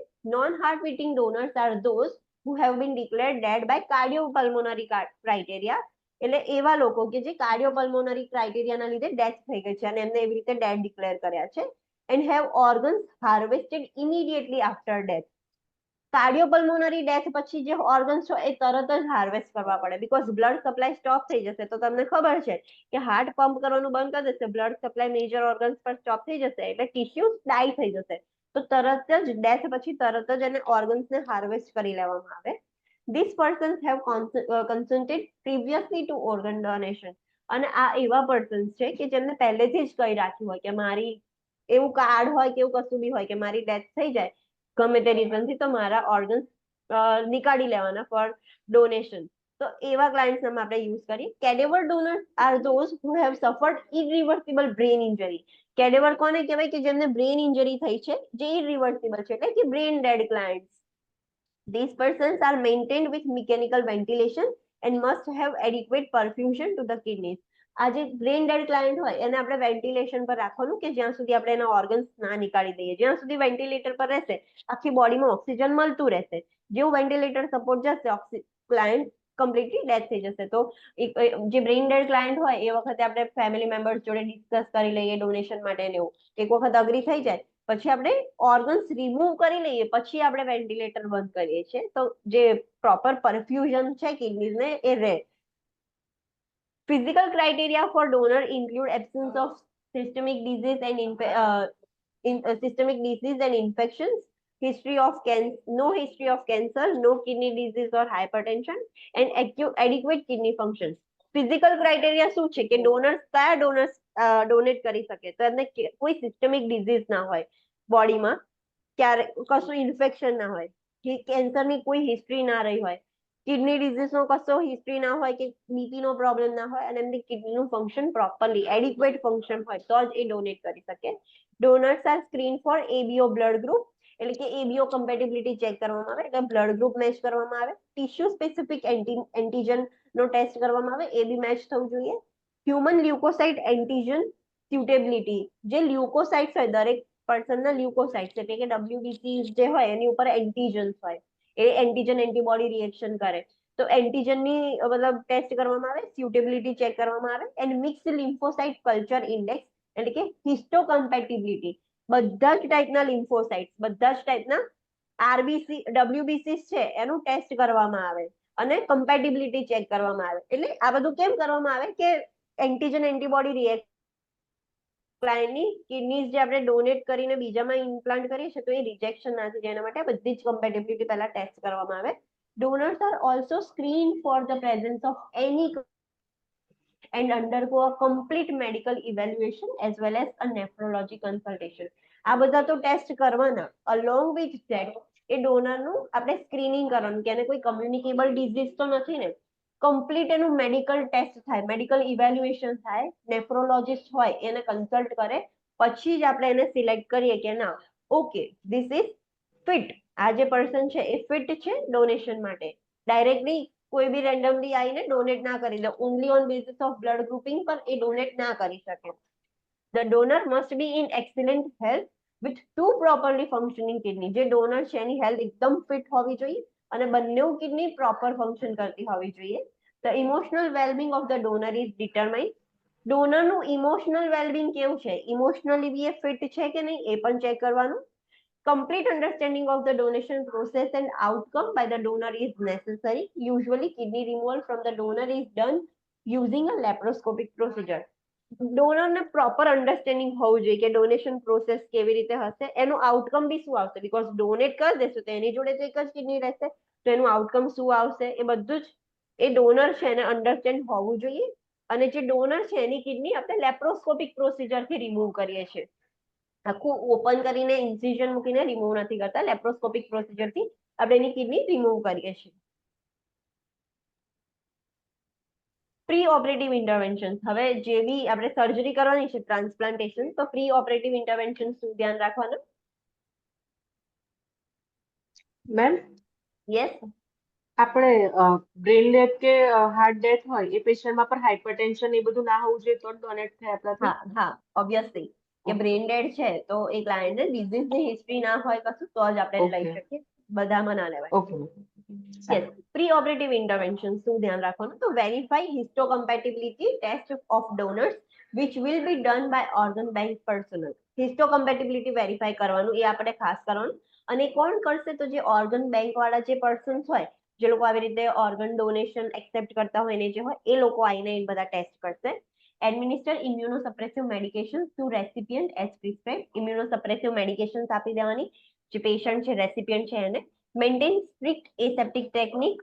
Verify that hemodialysis of the recipient was completed 24 hours before transplantation. એ ખાસ ચેક કરી દેવાનું કે ટ્રાન્સપ્લાન્ટેશનના 24 અવર્સ પહેલા ક્લાયન્ટનું હિમોડાયાલિસિસ પતી ગયું હોય. ના પત્યું હોય તો પહેલા હિમોડાયાલિસિસ કરો, એના 24 અવર્સ પછી જ ટ્રાન્સપ્લાન્ટેશન થશે. Ensure that the recipient is free of any infection. રેસિપિયન્ટને કોઈ જ ઇન્ફેક્શન ના હોય, બીકોઝ ઓલરેડી આપણે ઇમ્યુનોસપ્રેસન્ટ આપીશું, વધારે રિસ્ક થઈ જશે, તો ક્લાયન્ટને કશું ઇન્ફેક્શન ના હોવું જોઈએ. Assess for renal function studies. એ ક્લાયન્ટનું જ રિનલ ફંક્શન સ્ટડીઝ એક વખત અસેસ કરી લેવાનું કે અત્યારે કેવું છે. Encourage discussion of feelings of the live donor and the recipient. Live જે ડોનર છે, લાઈવ ડોનર છે એને બી અને રેસિપિયન્ટ છે એમને કહેવાનું કે તમને જે બી ફિલિંગ્સ છે તમે ડિસ્કસ કરી શકો છો. એન્કરેજ કરવાના એમને કે discuss your feelings. Provide psychological support to live donor, NHBD family or cadaver donor family and to the recipient. Psychological support provide કરવાનો, લાઈવ ડોનર હોય તો એને, જે નોન હાર્ટ બીટિંગ ક્લાયન્ટ્સ હોય, જે ડેડ થઈ ગયા હોય એમની ફેમિલી મેમ્બર્સને, ઓર કેરેબર ડોનર હોય એમના ફેમિલી મેમ્બર્સને બી સાયકોલોજીકલ સપોર્ટ પ્રોવાઈડ કરવાનો, અને જે રેસિપિયન્ટ છે એને બી સપોર્ટ પ્રોવાઈડ કરવાનો. Post operative intervention for the recipient. પેલી જે પ્રી ઓપરેટિવ હતી આપણે બધાની જોઈ, ડોનર અને રેસિપિયન્ટ બંનેની, પણ આ ખાલી રેસિપિયન્ટની છે કે રેસિપિયન્ટની પોસ્ટ ઓપરેટિવ ઇન્ટરવેન્શન શું ધ્યાન રાખવાની. The transplanted kidney is placed in the anterior iliac fossa, એટલે કે pelvic region માં anterior iliac fossa આગળ ટ્રાન્સપ્લાન્ટ કરવામાં આવે. Usually the recipient's diseased kidneys are left in the place except for those with polycystic kidney disease in which the kidneys are often very enlarged and painful. Normally આપણે એની જે diseased kidney છે એની જગ્યા પર જ રહેવા દઈએ છીએ, આપણે નીકાળતા નથી. જ્યારે ક્લાયન્ટને પોલિસિસ્ટિક કિડની ડિઝીઝ હોય, પોલિસિસ્ટિક કિડની ડિઝીઝમાં શું થશે?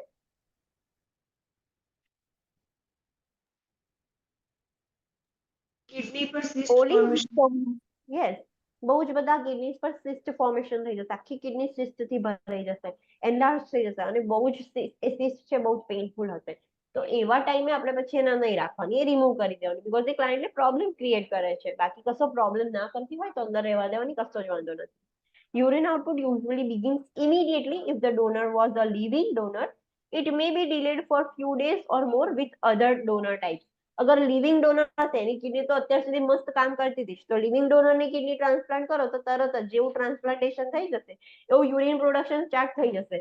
પણ અગર પેલું ડોનર છે, like cadaver or non heart beating client, death client છે, તો એવા જે ડોનર્સ છે તો એમનામાં એવી એ લોકોની કિડની ટ્રાન્સપ્લાન્ટ કરી છે તો એમનું યુરિન આઉટપુટ થતા થોડીક વાર લાગશે, થોડાક દિવસ લાગશે, પછી યુરિન પ્રોડક્શન થશે. Hemodialysis may be perform until adequate kidney function is established. Transplantation થઈ જાય એટલે હિમોડાયાલિસિસ બંધ કરી દેવાનું એવું નહીં. જ્યાં સુધી proper adequate kidney function establish ના થાય ત્યાં સુધી હિમોડાયાલિસિસ ચાલુ રાખવાનું. Monitor vital science and for signs of complications such as rejection, thrombosis, renal artery stenosis and wound problems. Surgery પછી એના વાઇટલ સાઇન્સ મોનિટર કરવાના, અને કશી કોમ્પ્લિકેશન તો નથી થઈ ગઈ એ મોનિટર કરવાનું. કેવી કોમ્પ્લિકેશન? તો સચ એઝ રિજેક્શન થઈ શકે છે, થ્રોમ્બોસિસ ક્લોટ ફોર્મેશન થઈ જશે, renal artery stenosis. Renal artery stenosis means narrowing થઈ જશે. નેરો થઈ જશે. યસ, આપણે સર્જરી કરીને નવી આર્ટરી કનેક્ટ કરી છે નવી કિડની માટે, એનાસ્ટોમોસિસ કર્યું છે, તો એ નેરો થઈ જાય નહીં એનું ધ્યાન રાખવાનું. તો રીનલ આર્ટરી સ્ટેનોસિસ થઈ જશે તો નવી કિડનીને બ્લડ સપ્લાય નહીં મળે ને ડેમેજ થઈ જશે. Wound problems. યસ, આપણે ઇમ્યુનોસપ્રેસિવ આપે તો બી રિજેક્શન થવાના ચાન્સીસ રહે. હા, ચાન્સીસ છે કે ક્લાયન્ટની બોડી કેવી રીતે રિએક્ટ કરે છે. વી વિલ સી કે અગર ઇમ્યુનોસપ્રેસિવ આલીએ છે ને તો બી રિજેક્ટ કરે છે તો ડોઝ ઇન્ક્રીઝ કરે, તો વી વિલ સી ફર્ધર, આપણે આગળ જોઈશું. ઓકે. પછી વુન્ડ પ્રોબ્લેમ્સ, તો જ્યાં સર્જરી કરી છે, ઇન્સિઝન મૂક્યું છે, ત્યાં આગળ કશા ઇન્ફેક્શન, બ્લીડિંગ કે વુન્ડ રિલેટેડ પ્રોબ્લેમ્સ છે કે નહીં, એ બધા કોમ્પ્લિકેશન્સ મોનિટર કરવાના. Monitor urine output hourly, immediately report and abrupt decrease in output. આવા ક્લાયન્ટ્સનું અવરલી યુરિન આઉટપુટ મોનિટર કરવાનું, અને થોડુંક સડનલી એકદમ જ થોડુંક આમ ડિક્રીઝ થઈ ગયું સડનલી તો તરત જ પછી રિપોર્ટ કરવાનું, ઇમિડિયેટલી રિપોર્ટ કરી દેવાનું. Monitor IV fluid closely for the first 12 to 24 hours. IV fluid replacement is based on hourly urine output. એમનું IV fluid બી ક્લોઝલી મોનિટર કરવાનું. અને ફર્સ્ટ 12 to 24 અવર્સ છે તો એમાં જે આપણે ફ્લુઇડ રિપ્લેસમેન્ટ કરીએ છીએ તો એ યુરિન આઉટપુટના બેઝિસ પર કરવાનું. અગર યુરિન આઉટપુટ ઓછું હોય તો પછી ફ્લુઇડ વધારે નહીં આપવાનું, બીકોઝ એ ફ્લુઇડ બહાર નથી આવતું. Depending on the urine output, hourly urine કેટલું ફોર્મ થાય છે એ અકોર્ડિંગ IV ફ્લુઇડ સ્ટાર્ટ કરવાનું પહેલા 12 to 24 hours. Administer prescribe diuretics and osmotic agent. ક્લાયન્ટને ડાયુરેટિક્સ આલવાના અને ઓસ્મોટિક એજન્ટ આલવાના કે જે બધું ઓસ્મોસિસ થઈને બોડીની બહાર નીકળી જાય. Monitor daily weight to evaluate the fluid status. ક્લાયન્ટનું ફ્લુઇડ સ્ટેટસ ચેક કરવા માટે બેસ્ટ પેરામીટર વેટ જ છે, તો ડેલી વેટ મોનિટર કરવાનું ક્લાયન્ટનું. Monitor daily laboratory results to evaluate the renal function, including hematocrit, BUN, serum creatinine levels, and monitor urine for blood and specific gravity. જ્યાં સુધી client hospitalise હોય, admit હોય, ત્યાં સુધી ડેલી મોર્નિંગમાં એનું બ્લડ સેમ્પલ લઈ જાય અને ડેલી બ્લડ ટેસ્ટ થાય. એમાં ડેલી એનું રિનલ ફંક્શન ટેસ્ટ કરવાનું, હિમેટોક્રિટ, BUN, ક્રિએટિનિન અને યુરિનનું બી સેમ્પલ એમાં બ્લડ છે કે નહીં, સ્પેસિફિક ગ્રેવિટી ને બધું ચેક કરવાનું. Position the client in a semi-Fowler's position to promote the gas exchange, turning from the back to non-operative side. Proper oxygen રહી રહે, પ્રોપર ગેસ એક્સચેન્જ થાય, ઓક્સિજન વધારે લે, એના માટે આપણે સેમી ફાઉલર્સ પોઝિશન આપીએ છીએ. અને આપણે ક્લાયન્ટ સુપાઇન પર હોય તો એને સાઇડ લાઇન પોઝિશન પર આવવું હોય, બેક પરથી એને પોઝિશન ચેન્જ કરવી હોય તો કઈ પોઝિશન આપવાની? નોન ઓપરેટિવ સાઇડની ઓપોઝિટ, એટલે જ્યાં ઓપરેશન કર્યું છે એટલે નોન ઓપરેટિવ સાઇડ પર આપવાની. For example right side surgery કરી છે તો ક્લાયન્ટ બેક પરથી ટર્ન થઈને લેફ્ટ સાઇડ ટર્ન થશે, અને લેફ્ટ સાઇડ સર્જરી કરી હોય તો ક્લાયન્ટ બેક પરથી ટર્ન થઈને રાઈટ સાઇડ મૂવ થશે. તો બેક પરથી ક્લાયન્ટને મૂવ કરવું હોય તો નોન ઓપરેટિવ સાઇડ પર જ આપણે મૂવ કરી શકીએ. Monitor urinary catheter patency. The urinary catheter usually remains in the bladder for 3 to 5 days to allow for the anastomosis healing. It is removed as soon as the possible to prevent the infection. ક્લાયન્ટને transplantation પછી બી urinary catheter તો હોય જ. આપણે અવરલી monitor કરીએ છીએ તો યુરિનરી કેથેટરથી મોનિટર કરીએ તો ક્લાયન્ટ ડાયરેક્ટલી વોઇડ નહીં કરે. એ કેથેટર 3 to 5 days માટે આપણે અંદર જ રહેવા દઈશું કે ત્યાં સુધી જે એનાસ્ટોમોસિસ ક્રિએટ કર્યું છે, આપણે નવું યુરેટર ને બધું કર્યું છે, એ પ્રોપર થોડુંક હીલ થઈ જાય. અને જેવું આપણને એવું લાગે કે કેથેટર બહુ ટાઈમ સુધી ના રહેવા દેવાય, જે ક્લાયન્ટને આપણે લોંગ ટાઈમ સુધી કેથેટર રહેવા દઈએ એમને યુટીઆઈ થવાના ચાન્સીસ વધી જાય. તો ઓલરેડી આ ક્લાયન્ટ ઇમ્યુનો સપ્રેશન પર છે તો બહુ વધારે નહીં રાખવા દેવાનું. જેવું આપણને લાગે કે ઇન્ફેક્શન થવાના ચાન્સીસ હવે વધે છે તો તરત પછી રિમૂવ કરી દેવાનું. Note that the urine is pink and may be bloody initially, but gradually returns to normal within several days to weeks. સ્ટાર્ટિંગમાં યુરિન એકદમ પિંક આવશે, કાં તો થોડુંક અંદર બ્લડ મિક્સ થયેલું આવશે, એ સ્ટાર્ટિંગમાં આવશે, અને ગ્રેજ્યુઅલી ધીરે ધીરે એ નોર્મલ થઈ જશે, પણ થોડાક દિવસ અને વીક્સ લાગશે અને કમ્પ્લીટલી નોર્મલ થતા. Notify the surgeon if gross hematuria and clots are noted in the urine. થોડુંક બ્લડ આવું, it is normal, but gross hematuria થાય એનો મતલબ કે બહુ જ બધું બ્લીડિંગ આવે છે, આમ કમ્પ્લીટલી ગ્રોસ હિમેચ્યુરિયા થઈ જાય છે, યુરિનની અંદર આખી ક્લોટ્સ નીકળવા માંડી છે, તો તરત જ સર્જનને નોટિફાઈ કરવાનું. Monitor the three-way bladder irrigation if present. For clots, irrigate only if a surgeon's prescription is present. Sometimes કદાચ bladder irrigation બી પ્રિસ્ક્રાઇબ કર્યું હોય, જો પ્રેઝન્ટ હોય તો એને બી મોનિટર કરવાનું કે એમાં ક્લોટ્સ તો નથી આવતી. અને ઇરિગેટ ક્યારે કરવાનું કે જ્યારે સર્જન કે મતલબ સર્જને પ્રિસ્ક્રાઇબ કર્યું હોય કે એવરી 4 અવર કે એવરી 5 અવર તમારે ઇરિગેટ કરવાનું, તો એના અકોર્ડિંગ જ ઇરિગેટ કરવાનું, જાતે ઇરિગેટ નહીં કરવાનું. Maintain aseptic technique and monitor for infection. Maintain strict aseptic technique with wound care. Properly aseptic technique use કરવાની, wound care કરો ત્યારે, incision site clean કરો ત્યારે પણ. Monitor for bowel sounds and for the passage of flatus. Initiate a specific diet and oral fluid as prescribed when the flatus and bowel sound return. Usually fluids, sodium and potassium are restricted if the client is oliguric. જ્યાં સુધી એટલે bowel sound ને બધું check કરવાનું, ક્લાયન્ટે flats pass કર્યું છે કે નહીં એ ચેક કરવાનું. જો ક્લાયન્ટે ફ્લેટસ પાસ કર્યું હોય, બોવેલ સાઉન્ડ આવી ગયા હોય તો જ ક્લાયન્ટનું એનપીઓ બ્રેક કરવાનું અને સ્ટાર્ટિંગમાં લિક્વિડ ને એવું બધું સ્ટાર્ટ કરવાનું. જો એ પણ ક્યારે કરવાનું કે જો બોવેલ સાઉન્ડ આવી જાય તો જ. અને નોર્મલી જો ક્લાયન્ટ ઓલિગ્યુરિક હોય આફ્ટર સર્જરી, તમે એનપીઓ બ્રેક કરો છો પણ સ્ટીલ હજુ ક્લાયન્ટ ઓલિગ્યુરિક છે તો એના ફ્લુઇડ્સ, સોડિયમ, પોટેશિયમ એ બધું રેસ્ટ્રિક્ટ કરવાનું. Maintain good oral hygiene, monitoring for stomatitis and bacterial and fungal infection. Proper oral hygiene maintain કરવાની. ક્લાયન્ટને સ્ટોમેટાઇટિસ, બેક્ટેરિયલ or fungal infection તો નથી થઈ ગયું માઉથમાં, એ ચેક કરવાનું. Encourage cough and deep breathing exercise to prevent the respiratory complications. Administer immunosuppressive medications as prescribed. Assess the signs of organ rejection. Organ reject થઈ ગયું છે એના signs assess કરવાના. Promote the relationship between the live donor and recipient. બંને જે live donor છે અને જે રેસિપિયન્ટ છે એ બંનેનું રિલેશન મતલબ ગ્રો થવો, મતલબ પ્રમોટ કરવાનું કે એમનો બોન્ડ સારો થાય એમ. Monitor both donor and the recipient for the depression. Surgery પછી પેલા ડોનરને મતલબ ડિપ્રેશનમાં કે રેસિપિયન્ટ ડિપ્રેશનમાં નથી જતું રહ્યું ને એ મોનિટર કરવાનું. Provide the recipient with instructions following the kidney transplantation. જે રેસિપિયન્ટ છે કે જેને કિડની રિસીવ કરી છે તો એને બી અમુક ઇન્સ્ટ્રક્શન્સ આપવાના. વી વિલ સી કે બોક્સમાં જોઈએ. Assist the recipient to cope with the body image disturbances that occur from a long-term use of immunosuppressant. આપણે પેશન્ટને હેલ્પ કરવાની, આસિસ્ટ કરવાનું, તે એ એની બોડી ઇમેજ સાથે કોપ અપ કરી શકે, એને એક્સેપ્ટ કરી શકે. બીકોઝ ક્લાયન્ટ જે લોંગ ટાઈમથી ઇમ્યુનોસપ્રેસન્ટ લેશે ને, આપણને ખબર હોય કે કોર્ટિકોસ્ટેરોઇડ જે લોકો બહુ લેતા હોય ને એમની બોડી ફૂલી જાય. એક્સેસ કોર્ટિકોસ્ટેરોઇડ યુઝ થઈ જાય તો કયો સિન્ડ્રોમ થતો હતો? કોર્ટિકોસ્ટેરોઇડ બહુ વધી જાય બોડીમાં તો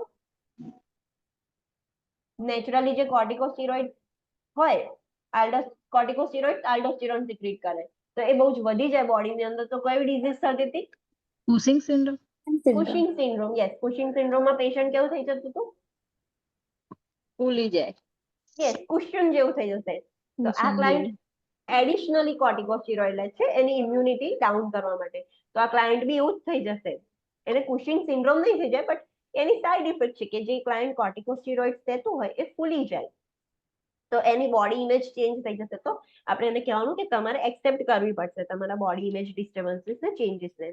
advise the recipient of available support groups. આપણે રેસિપિયન્ટને એવું એડવાઇસ બી કરી શકીએ કે આવા એક સપોર્ટ ગ્રુપ ચાલે છે જે આવા લોકો હોય કિડની રિસીવર્સ વાળા હોય કે એ બધા હોય તો એમના સપોર્ટ ગ્રુપ્સ બી ચાલે છે તો આપણે એમને એડવાઇસ કરી શકીએ છીએ. હવે ક્લાયન્ટ ઇન્સ્ટ્રક્શન કે કયા ક્લાયન્ટ આપણે જે ક્લાયન્ટને શું ઇન્સ્ટ્રક્શન આપવાની કે જેને કિડની રિસીવ કરી છે. તો avoid prolong period of sitting. ક્લાયન્ટને સમજાવવાનું કે લોંગ પીરિયડ બેસી નહીં રહેવાનું. Monitor intake and output. ક્લાયન્ટને સમજાવવાનું. Recognize the sign and symptoms of infection and rejection. આપણે ક્લાયન્ટને બી સમજાવવાનું કે તમને કોઈ ઇન્ફેક્શનના સાઇન્સ દેખાય તો એને રેકોગ્નાઇઝ કરો. રિજેક્શનના સાઇન એન્ડ સિમ્ટમ્સ દેખાય તો એને રેકોગ્નાઇઝ કરવાના. ક્લાયન્ટને સમજાવવાના કે this are the science of rejection that will be studied further.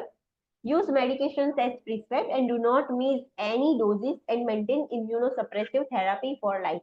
ક્લાયન્ટને સમજાવવાનું કે જે રીતે મેડિકેશન પ્રિસ્ક્રાઇબ કરી છે એ રીતે મેડિકેશન લેવાની, કોઈ પણ ડોઝ મિસ નહીં કરવાનો અને ઇમ્યુનોસપ્રેસિવ મેડિકેશન છે એ લાઈફ ટાઈમ સુધી લેવી પડશે. Avoid contact sports. એવા કોઈ સ્પોર્ટ્સ નહીં રમવાના કે જેમાં તમને ડાયરેક્ટલી ઇન્જરી થાય તો કોન્ટેક્ટ સ્પોર્ટ્સ અવોઇડ કરવાના.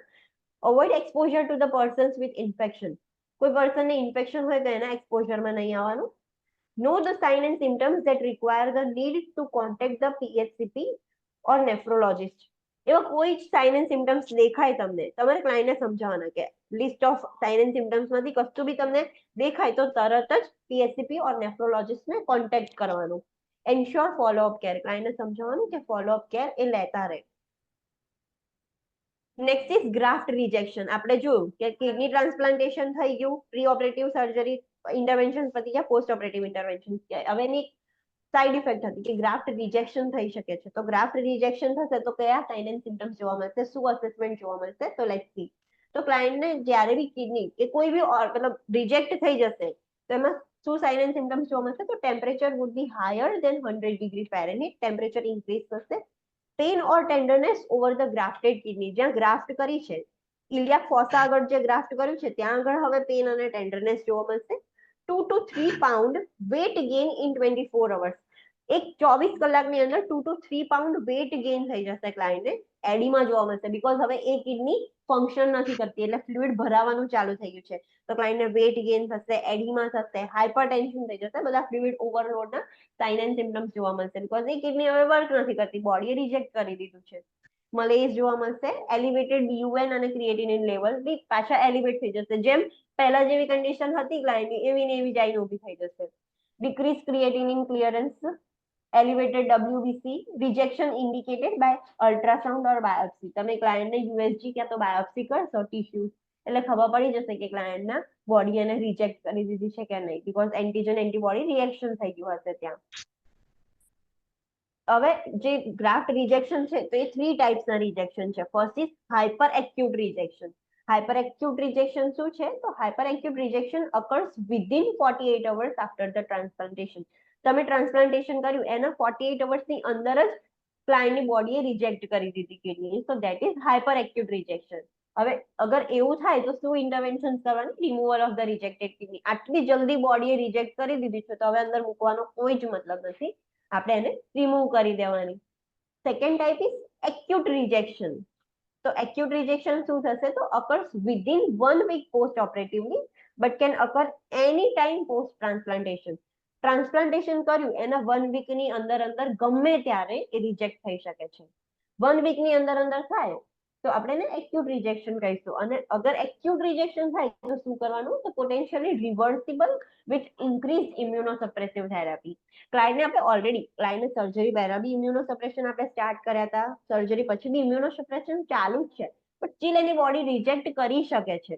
તો અગર તમને એક્યુટ રિજેક્શન જોવા મળે કે વિધિન 1 week દેખાય છે સાઇન એન્ડ સિમ્પટમ્સ કે બોડી રિજેક્ટ કરે છે, તો પછી આપણે શું કરી શકીએ? એને રિવર્સ કરી શકીએ છીએ. ઇમ્યુનોસપ્રેસિવ થેરાપીનો ડોઝ ઇન્ક્રીઝ કરી દેવાનો, તો કદાચ ક્લાયન્ટની બોડી હજુ સપ્રેસ થઈ જાય અને એને એક્સેપ્ટ કરી લે. Chronic rejection. ક્રોનિક રિજેક્શન એટલે શું? એક્યુટ એટલે સડનલી થશે, ક્રોનિક એટલે સ્લોલી થશે.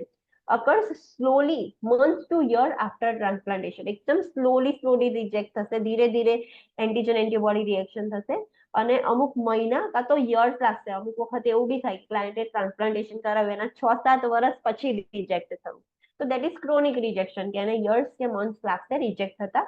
અને ક્રોનિક રિજેક્શન થાય તો શું કરવાનું? તો immunosuppressive medication and dialysis is necessary. આપણે ડોઝ ઇન્ક્રીઝ કરી દેવાનો, ઓર એલ્સ પછી ક્રોનિક છે, આપણને ખબર બી નથી પડતી, ધીરે ધીરે એકદમ સ્લોલી પ્રોગ્રેસ થાય છે, તો પછી લાસ્ટમાં પછી ડાયાલિસિસ જ આવે, ફરી એની એજ સાયકલ, કિડની રિજેક્ટ થઈ ગઈ છે. Next important point you have to remember is, except in identical twin donors and recipients, the major post-operative complication following the renal transplantation is graft rejection. બે આઇડેન્ટિકલ ટ્વિન ડોનર હોય, identical twins એટલે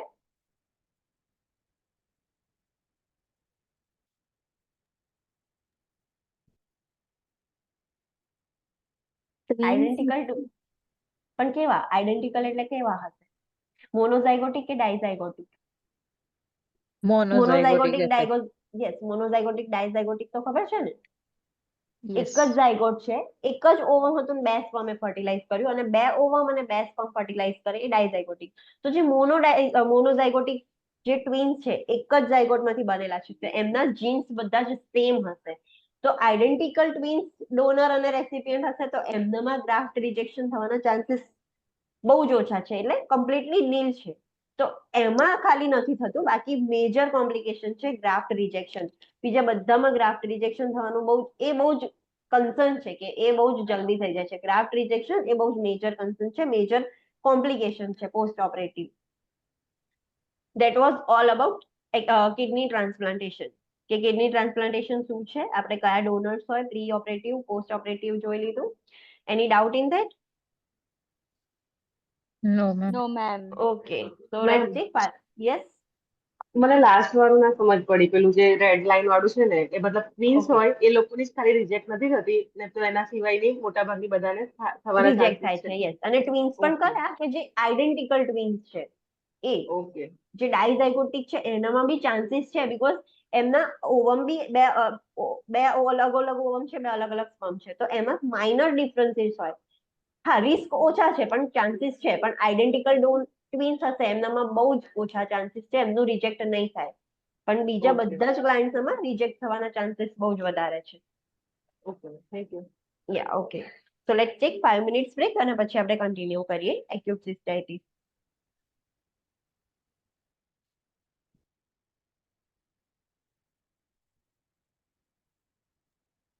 Online students, please come back from break. Should we start now? Yes, ma'am.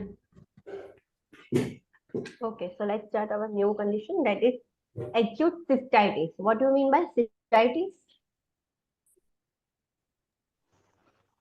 UTI.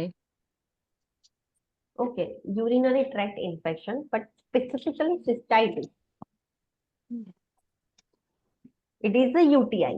It is a urinary tract infection because આપણે એ urinary tract ને affect કરે છે. But what is the specific term for cystitis?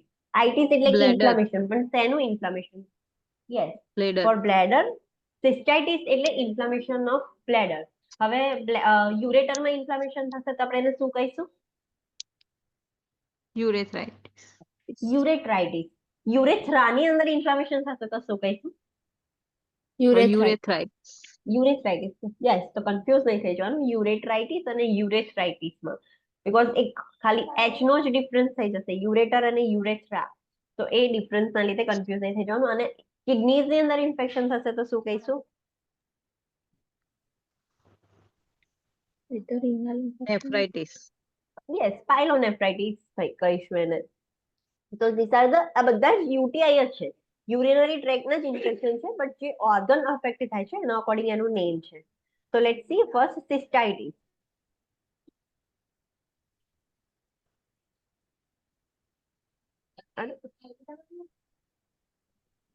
Let's see cystitis. Yes, હા એમનું છે. Cystitis, it is a UTI. Cystitis શું છે તો UTI છે. It is an inflammation of the bladder from an infection, obstruction of the urethra or other irritants.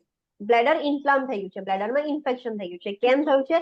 તો કાં તો યુરેથ્રા ઓબ્સ્ટ્રક્ટ થઈ જાય તો યુરિન અંદરનું અંદર ભરાઈને બ્લેડરને ઇન્ફેક્ટ કરી દેશે, ઓર એલ્સ કશુંક ઇરિટેન્ટ્સ ગયા છે બ્લેડરની અંદર, કશાક ઇરિટન્ટ એજન્ટ્સ કશુંક અંદર આવી ગયું છે, તેના લીધે બી ઇન્ફ્લામેશન થઈ શકે છે, ઇન્ફેક્શન થઈ શકે છે. હવે એના કોઝિસ કે કેમ થયું, તો allergen for irritants such as soap, sprays, bubble bath, perfume, sanitary napkins, આ બધા જ જો યુરેથ્રામાં થઈને બ્લેડરના કોન્ટેક્ટમાં જશે તો બ્લેડર ઇન્ફ્લામેશન થઈ જશે, બ્લેડર ડિસ્ટેન્શન થઈ ગયું છે.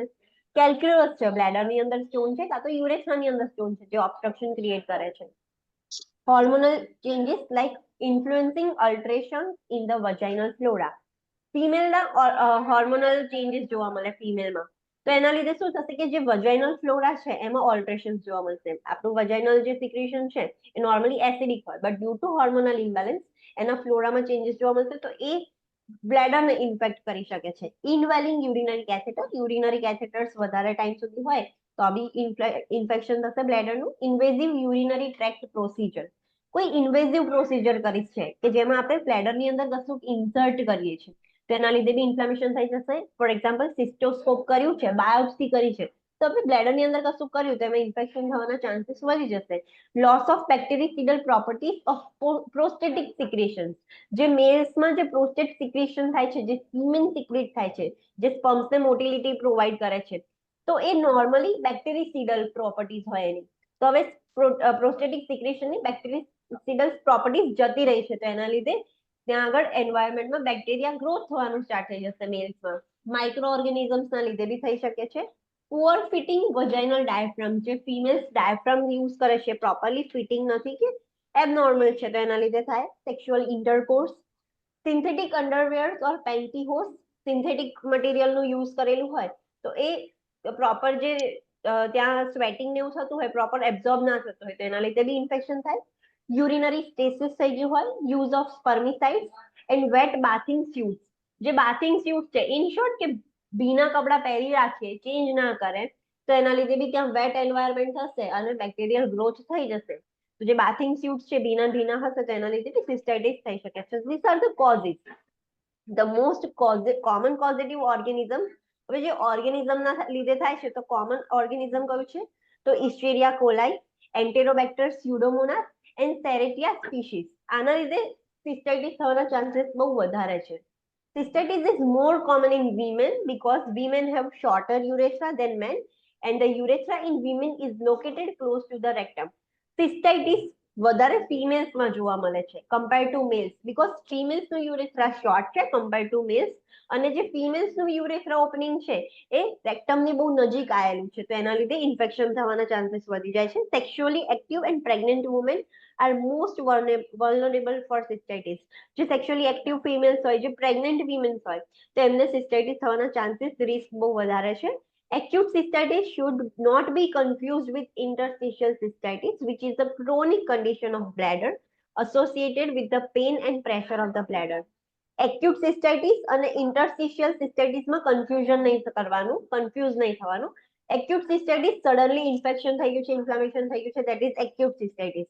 અને interstitial cystitis શું છે તો એ ક્રોનિક કન્ડિશન છે, એમાં ધીરે ધીરે જે બ્લેડરની લાઇનિંગ છે, બ્લેડર વોલ છે એ ધીરે ધીરે થિક થતી જશે, તો એ ક્રોનિક છે. અને એ ક્રોનિક સિસ્ટાઇટિસ હશે, ધેટ ઇઝ ઇન્ટરસ્ટિશિયલ સિસ્ટાઇટિસ, એમાં ક્લાયન્ટને પેઇન અને પ્રેશર રહ્યા કરશે બ્લેડરમાં, તો બંને વચ્ચે કન્ફ્યુઝ નહીં થઈ જવાનું.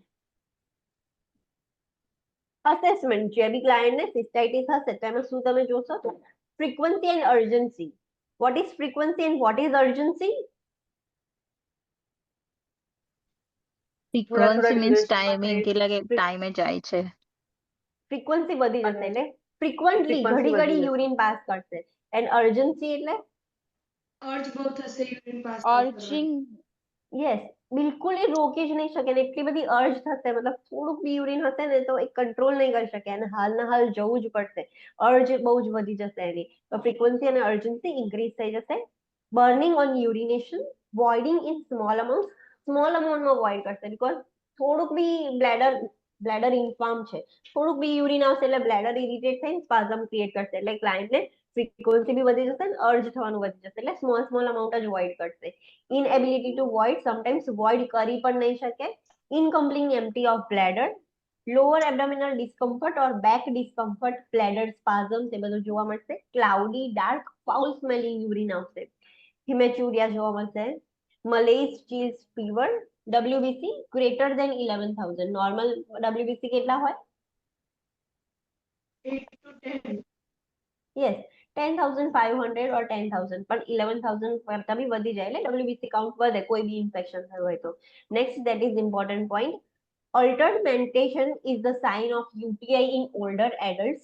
Frequency and urgency may not be specific symptoms of UTI because of urinary elimination changes that occurs with aging. આ પોઈન્ટ શું કહેવા માંગે છે? Let me give you one example, કે તમને એક્ઝામમાં એક સિનારિયો આપ્યું છે, ઓલ્ડર ક્લાયન્ટ છે, એને યુટીઆઈ થયું છે, તો તમે કેવી રીતે એને આઈડેન્ટિફાઈ કરશો? ફ્રીક્વન્સી અને અર્જન્સીના બેઝિસ પર કરશો? નો, કેમ? કેમ કે એજ અકોર્ડિંગ એવું થઈ શકે છે. યસ, જેમ જેમ ક્લાયન્ટ એજ વધશે એમ એનું બ્લેડર છે, એના મસલ્સ લૂઝ થશે, તો ફ્રીક્વન્સી અને અર્જન્સી ઓલ્ડર એ ક્લાયન્ટમાં થવાના ચાન્સીસ વધારે છે. તો એ એક સ્પેસિફિક સિમ્ટમ નથી કે ક્લાયન્ટને યુટીઆઈ છે, દરેક ઓલ્ડ એજ ક્લાયન્ટને એવું થઈ શકે છે.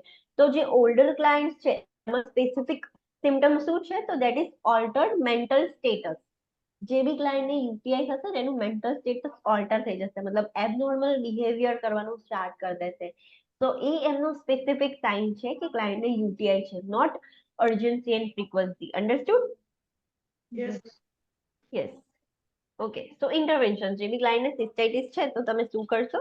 So before administering prescribed antibiotics, obtain a urine specimen for culture and sensitivity if prescribed to identify the bacterial growth. Antibiotic start કરતા પહેલા સ્પેસિમેન લઈ લેવાનું કલ્ચર માટે અને એના અકોર્ડિંગ આપણે એન્ટીબાયોટિક સ્ટાર્ટ કરી શકીએ છીએ. Encourage the client to increase the fluid up to 3,000 ml a day, especially if the client is taking a sulfonamide. Sulfonamides can form crystals in concentrated urine. સલ્ફોનામાઇડ શું છે? સલ્ફોનામાઇડ શું છે?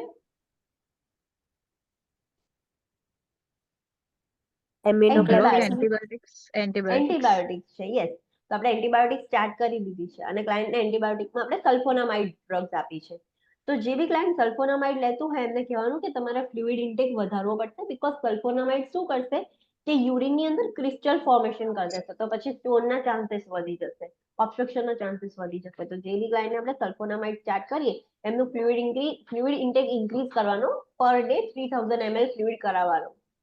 Administer prescribed medications which may include analgesics, antiseptics, antispasmodic, antibiotic and antimicrobial. જે બી medication prescribe કરી હોય એ according administer કરવાની. Provide heat to the abdomen. Maintain an acidic pH 5.5. Instruct the client about foods to consume. Maintain acidic urine. જે acidic environment છે, urine normally acidic હોય, તો એ acidity એની maintain કરવાની. જેટલું યુરિન એસિડિક હશે એટલા ત્યાં આગળ બેક્ટેરિયલ ગ્રોથ નહીં થાય. તો આપણે ક્લાયન્ટને કહી શકીએ છીએ કે એવું ફૂડ વધારે લો કે જેનાથી યુરિન એસિડિક થાય, યુરિન વધારે સ્ટ્રોંગ થાય, તો એવા ફૂડ્સ લેવાનું આપણે ક્લાયન્ટને ઇન્સ્ટ્રક્ટ કરી શકીએ છીએ. Provide heat to abdomen or sitz bath for the complaint of discomfort. ક્લાયન્ટને ડિસ્કમ્ફર્ટ થતું હોય તો આપણે ક્લાયન્ટને એબ્ડોમન પર હીટિંગ પેડ મૂકી શકીએ ઓર ક્લાયન્ટને સિટ્સ બાથ કરાવી શકીએ, પણ એમાં એન્ટીમાઇક્રોબિયલ સોલ્યુશન નાખીને કરાવવાનું. Note that if the client is prescribed an aminoglycoside, sulfonamide or nitrofurantoin, the action of these medications are decreased by acidic urine. ધ્યાન રાખવાનું કે ક્લાયન્ટને કઈ મેડિકેશન આપી છે. ફોર એક્ઝામ્પલ એમિનોગ્લાયકોસાઇડ કે સલ્ફોનામાઇડ કે નાઇટ્રોફ્યુરેન્ટલ મેડિકેશન આપી હોય તો આ મેડિકેશનની જે એક્શન છે એ ડિક્રીઝ થઈ જશે બાય એસિડિક યુરિન. એ જે એસિડિક યુરિન છે એના લીધે આ મેડિકેશનની એક્શન ડિક્રીઝ થઈ જશે. યુઝ સ્ટેરાઇલ ટેકનિક વેન ઇન્સર્ટિંગ અન યુરિનરી કેથેટર. જો ક્લાયન્ટને આપણે બ્લેડર મતલબ ઇન્ફ્લામ હોય અને આપણે કેથેટર યુઝ કરવું પડે તો સ્ટેરાઇલ ટેકનિક યુઝ કરવાની. Provide meticulous perineal care for the client with an indwelling catheter. જે બી ક્લાયન્ટમાં કેથેટર હોય એમાં એકદમ મેટિક્યુલસ પેરિનિયલ કેર પ્રોવાઇડ કરવાની તો ઇન્ફેક્શન ના થાય. Further discourage caffeine product such as કેફી, ટી એન્ડ કોલા. ક્લાયન્ટને કહેવાનું કે જે કેફિનેટેડ પ્રોડક્ટ છે જેમ કે કોફી, ટી કે કોકો કોલા કે પેલા જે એનર્જી ડ્રિંક્સ છે બધામાં કેફીન વધારે આવે તો એ કેફિનેટેડ પ્રોડક્ટ્સ નહીં લેવાનું. Client education. જે લોકોને સિસ્ટાઇટિસ છે તો એ ક્લાયન્ટને તમે શું એજ્યુકેટ કરશો તો અવોઇડ આલ્કોહોલ. ક્લાયન્ટને સમજાવવાનું આલ્કોહોલ નહીં લેવાનું. Take medication as prescribed. Take antibiotics on schedule and complete the entire course of medication as prescribed, which may be 10 to 14 days. ક્લાયન્ટને કહેવાનું કે જે એન્ટીબાયોટિક જે પ્રમાણે સ્કેડ્યુલ કરેલી છે એ પ્રમાણે જ લેવાની, આખો કોર્સ કમ્પ્લીટ કરવાનો. નોર્મલી 10 to 14 days નો કોર્સ હોય એ કમ્પ્લીટ કરવાનો. Repeat the urine culture following the treatment. એક વખત તમે ટ્રીટમેન્ટ લઈ લો, કોર્સ પતી જાય તમારો એન્ટીબાયોટિક્સનો, પછી ફરીથી એક વખત યુરિન કલ્ચર કરાવવાનું. Prevent recurrence of cystitis. ફરીથી સિસ્ટાઇટિસ ના થાય એનું ધ્યાન રાખવાનું. તો કેવી રીતે આપણે ધ્યાન રાખીશું? પ્રિવેન્ટિવ મેજર્સ શું લઈશું એ ક્લાયન્ટને આપણે સમજાવવાના. તો use good perineal care, wiping front to back. ક્લાયન્ટને સમજાવવાનું કે પેરિનિયલ કેર પ્રોપરલી મેન્ટેન રાખવાની ફિમેલ ક્લાયન્ટમાં, બીકોઝ એમનામાં એ રિસ્ક વધારે છે. અને એમને કહેવાનું કે જ્યારે બી when you go for peeing કે ગમે તે તો વાઇપ કરવાનું from front to back. Back to front wipe નહીં કરવાનું, from front to back wipe કરવાનું. Avoid bubble bath, tub bath and vaginal deodorants or sprays. ક્લાયન્ટને સમજાવવાનું, ફિમેલ્સને સમજાવવાનું કે બબલ બાથ અવોઇડ કરવાનું, ટબ બાથ અવોઇડ કરવાનું. And some females vaginal deodorants use કરતી હોય તો અને સ્પ્રેઝ યુઝ કરતા હોય વજાઇનલ સ્પ્રેઝ તો બધું અવોઇડ કરવાનું. Void every 2 to 3 hour. Every 2 to 3 hour void કરવાનું. બ્લેડરમાં હોલ્ડ નહીં કરી રાખવાનું યુરિન, બીકોઝ એ સમટાઇમ્સ ઇન્ફેક્શન ઇન્ફ્લામેશન કરી શકે છે. Wear cotton pants and avoid wearing tight clothes or pantyhose and slacks. ક્લાયન્ટને સમજાવવાનું કે કોટન પેન્ટ્સ પહેરવાના, જે ટાઇટ ક્લોથ્સ હોય કે પેન્ટીહોઝ કે સ્લેક્સ છે એ બધું સિન્થેટિક મટીરિયલ હોય તો એ બધું નહીં અવોઇડ, એ બધું વિયર નહીં કરવાનું. Avoid sitting in a wet bathing suit for prolong period. ક્લાયન્ટને સમજાવવાનું કે વેટ બાથિંગ સ્યુટ પહેરીને બહુ લાંબા ટાઈમ સુધી બેસી નહીં રહેવાનું, બીકોઝ એ ત્યાં પડ્યું બેક્ટેરિયલ ગ્રોથ કરશે. If pregnant void every 2 hours. અને જો પ્રેગ્નેન્ટ ક્લાયન્ટ હોય તો એવરી 2 અવરની વોઇડ કરવાનું. If menopausal use oestrogen vaginal creams to restore the pH. જો મેનોપોઝલ ફિમેલ હોય તો હવે મતલબ એના હોર્મોનલ ઇમ્બેલેન્સ થઈ ગયું હશે તો vaginal pH, vaginal flora maintain નહીં થાય તો આપણે ક્લાયન્ટને ફિમેલને કહી શકીએ છીએ કે ઇસ્ટ્રોજન વજાઇનલ ક્રીમ આવે છે તો એ યુઝ કરી શકો છો તો વજાઇનલ પીએચ રિસ્ટોર થઈ શકે છે, એસિડિક થઈ શકે છે. Use water soluble lubricants for intercourse especially after menopause. Menopause પછી વજાઇનલ ડ્રાયનેસ એ કોમ્પ્લિકેશન છે, થઈ જાય છે તો આપણે ક્લાયન્ટને કહી શકીએ છીએ કે વોટર સોલ્યુબલ લ્યુબ્રિકન્ટ્સ યુઝ કરી શકીએ છીએ for intercourse. void and drink a glass of water after intercourse. After intercourse void કરી દેવાનું compulsorily. After intercourse you should have to void and drink a glass of water after intercourse. તો આ બધી instructions આપણે આપી શકીએ ક્લાયન્ટને તો એ further ફરીથી સિસ્ટાઇટિસ પ્રિવેન્ટ થઈ શકે, ફરીથી એને સિસ્ટાઇટિસ ના થાય અને સિસ્ટાઇટિસના રિસ્ક ઓછા થઈ જાય. Next condition is urethritis. Urethritis means Urethra infection લાગે. yes someone is asking something. Yes ma'am. અગર આપણે આપણે એવો ફૂડ લેવાનો છે કે જે યુરિનની એસિડ લેવલ વધારે, ઓકે, અને નીચે પેલું મેડિસિનમાં એવું છે કે મેડિસિન યુરિન એસિડનું લેવલ ના કારણે મેડિસિન ની એક્શનને ઘટાડે છે, તો મતલબ બંનેમાં કેવી રીતના થશે? હા એટલે હા એ મેડિકેશનની એક્શન યુરિન એસિડિટી ના લીધે ઓછી થાય છે but steel we have to give. અને એના ઉપર ધ્યાન રાખવાનું કે પછી એવું ના થઈ જાય કે તમે અત્યારે મેડિકેશન તો ચાલુ રાખવી જ પડશે જ્યાં સુધી એ કમ્પ્લીટલી ક્યોર ના થઈ જાય. બટ આપણે ક્લાયન્ટને એવું એડવાઇસ કરી શકીએ છીએ કે તમે રેગ્યુલરલી એવા ફૂડ લઈ શકો છો કે જે તમારી યુરિનને એસિડિક રાખે અને તમને કોમ્પ્લિકેશન્સ ના થઈ શકે. અત્યારે જે પીરિયડ છે તો ત્યાં આગળ જ્યારે એન્ટીબાયોટિક્સ ચાલુ છે તમારે અત્યારે એ મટાડવાનું છે આપણે, તો એ ડ્યુરિંગ ધેટ પીરિયડ તમે એ ફૂડ અત્યારે ઓછું લો. એક વખત એન્ટીબાયોટિક નો Okay. કોર્સ પતી જાય પછી તમે એ વધારી શકો છો. Okay. Thank you. Yeah. Ma'am મોનોપોઝલમાં ઇસ્ટ્રોજન થેરાપી મતલબ Vaginal વેજાઇનલ drainage. ક્રીમ લખી છે, તો એ પણ risk of the breast cancer અને એ બધું રિસ્ક થઈ હા, શકે એ છે હોર્મોનલ ઇમ્બેલેન્સ થઈ જાય પાછું ઇસ્ટ્રોજન થી, બટ ક્લાયન્ટને સિસ્ટાઇટિસ નું રિસ્ક બી છે. તો એટલા માટે આપણે ક્લાયન્ટને કહીએ છીએ કે તમે એ એસટી વજાઇનલ ક્લાયન્ટને કેમ ફ્રીક્વન્ટલી સિસ્ટાઇટિસ થાય છે બીકોઝ એની અગર એને વજાઇનલ ફ્લોરા એબનોર્મલ થઈ ગયું છે, દરેક મેનોપોઝલ ક્લાયન્ટને સિસ્ટાઇટિસ નથી થતું. એવી ફિમેલ્સને થાય કે જેને એ હોર્મોનલ ઇમ્બેલેન્સના લીધે વજાઇનલ ફ્લોરા બહુ જ વધારે ઓલ્ટર થઈ ગયું છે, વજાઇનલ પીએચ બહુ વધારે જ ઇન્ક્રીઝ થઈ ગઈ છે, એટલે બેઝિક થઈ ગયું છે. તો પછી એવી ફિમેલ્સને આપણે કહેવું પડે કે તમે યુઝ કરી શકો છો. હા, દરેક ટ્રીટમેન્ટનો દરેકના મતલબ every coin has two side. તમે આ કરશો તો આ થવાના બી રિસ્ક છે, બટ સ્ટીલ સિસ્ટાઇટિસ પ્રિવેન્ટ કરવા માટે આ એક મેથડ છે કે તમે એનાથી સિસ્ટાઇટિસ પ્રિવેન્ટ કરી શકો છો. This is Okay, for the ma'am. Prevention of cystitis, કે હોર્મોનલ પિલ્સ યુઝ કરવાથી હોર્મોનલ ઇમ્બેલેન્સના લીધે બ્રેસ્ટ કેન્સરનું બી રિસ્ક વધે છે, બટ સિસ્ટાઇટિસ અગર એના લીધે પ્રિવેન્ટ કરવું હોય તો પછી આ મેથડ યુઝ કરવી પડશે. Okay, ma'am. Yes. Next is urethritis. Urethritis means inflammation of the urethra. So inflammation of the urethra commonly associated with sexually transmitted infection or may occur with cystitis. Urethra में infection ક્યારે થાય? તો જ્યારે STI થયું હોય ક્લાયન્ટને, તો STI ની સાથે સાથે UTI બી થઈ શકે છે. બે એકબીજા સાથે ઇન્ટરરિલેટેડ છે બીકોઝ પાથવે સેમ જ રહેવાનું છે. ફિમેલ્સમાં નજીક છે અને મેલ્સમાં તો એક જ પાથવે છે. તો એના લીધે યુરેથ્રાઇટિસ થઈ શકે છે, ઓર સમટાઈમ સિસ્ટાઇટિસ થાય તો ઇન્ફેક્શન ધીરે ધીરે યુરેથ્રાને બી ઇન્ફેક્ટ કરી શકે છે. Urethritis most often is caused by gonorrhea or chlamydial infection. Urethritis majorly gonorrhea અને chlamydial infection થી થાય છે. gonorrhea અને chlamydial infection કયા છે? STI. સિફિલિસ. STI છે. Yes, STI છે, તો એના લીધે થવાના ચાન્સીસ વધારે છે. Can also be caused by hygiene sprays, perfumed toilet paper or sanitary napkins, જે perfumed વાળા હોય એ, permicidal jelly, UTI or changes in the vaginal mucosal lining. આ બીજા બધા બી causes છે along with STI. આ બીજા causes છે કે જેના લીધે બી યુરેથ્રા ઇન્ફેક્શન થઈ શકે છે. અસેસમેન્ટ, જેવી ક્લાયન્ટને યુરેથ્રાઇટિસ હશે તો એમાં તમે શું જોશો અસેસમેન્ટમાં? તો pain or burning on urination, frequency and urgency, nocturia જોવા મળશે, difficulty in voiding, clear or mucopurulent discharge from the penis. જે મેલ્સ હશે એમને યુરેથ્રા મતલબ એક જ વે છે, તો એને ક્લેમિડિયલ ઇન્ફેક્શન થયું હશે તો જ્યારે યુરેથ્રામાંથી એમાંથી પેનિસમાંથી ડિસ્ચાર્જ થશે તો ક્લિયર ઓર મ્યુકોપ્યુરુલન્ટ ડિસ્ચાર્જ જોવા મળશે મેલ્સમાં. લોઅર એબડોમિનલ ડિસ્કમ્ફર્ટ જોવા મળશે. ઇન્ટરવેન્શન, યુરેથ્રાઇટિસ હોય તો ઇન્ટરવેન્શન શું કરવાનું? તો એન્કરેજ ફ્લુઇડ ઇન્ટેક. કોઈ બી યુટીઆઈ થાય ને તો એક વસ્તુ યાદ રાખવાનું કે ફ્લુઇડ ઇન્ટેક વધારી દેવાનું કે જલ્દી બધું વોશ આઉટ થઈ શકે. Prepare the client for the testing to determine whether an STI is present. અગર ક્લાયન્ટને યુરેથ્રાઇટિસ છે તો પછી એસટીઆઈ નું બી સ્ક્રીનિંગ કરી દેવાનું કે ક્લાયન્ટને રેડી કરવાનું ટેસ્ટ માટે કે એને એસટીઆઈ તો નથી ને જોડે જોડે. Administer antibiotics as prescribed.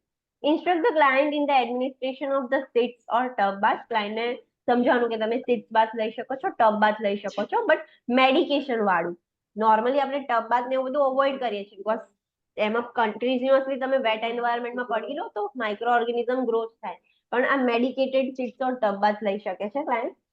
If stricture occurs, prepare the client for dilatation of the urethra and instillation of the antiseptic solution.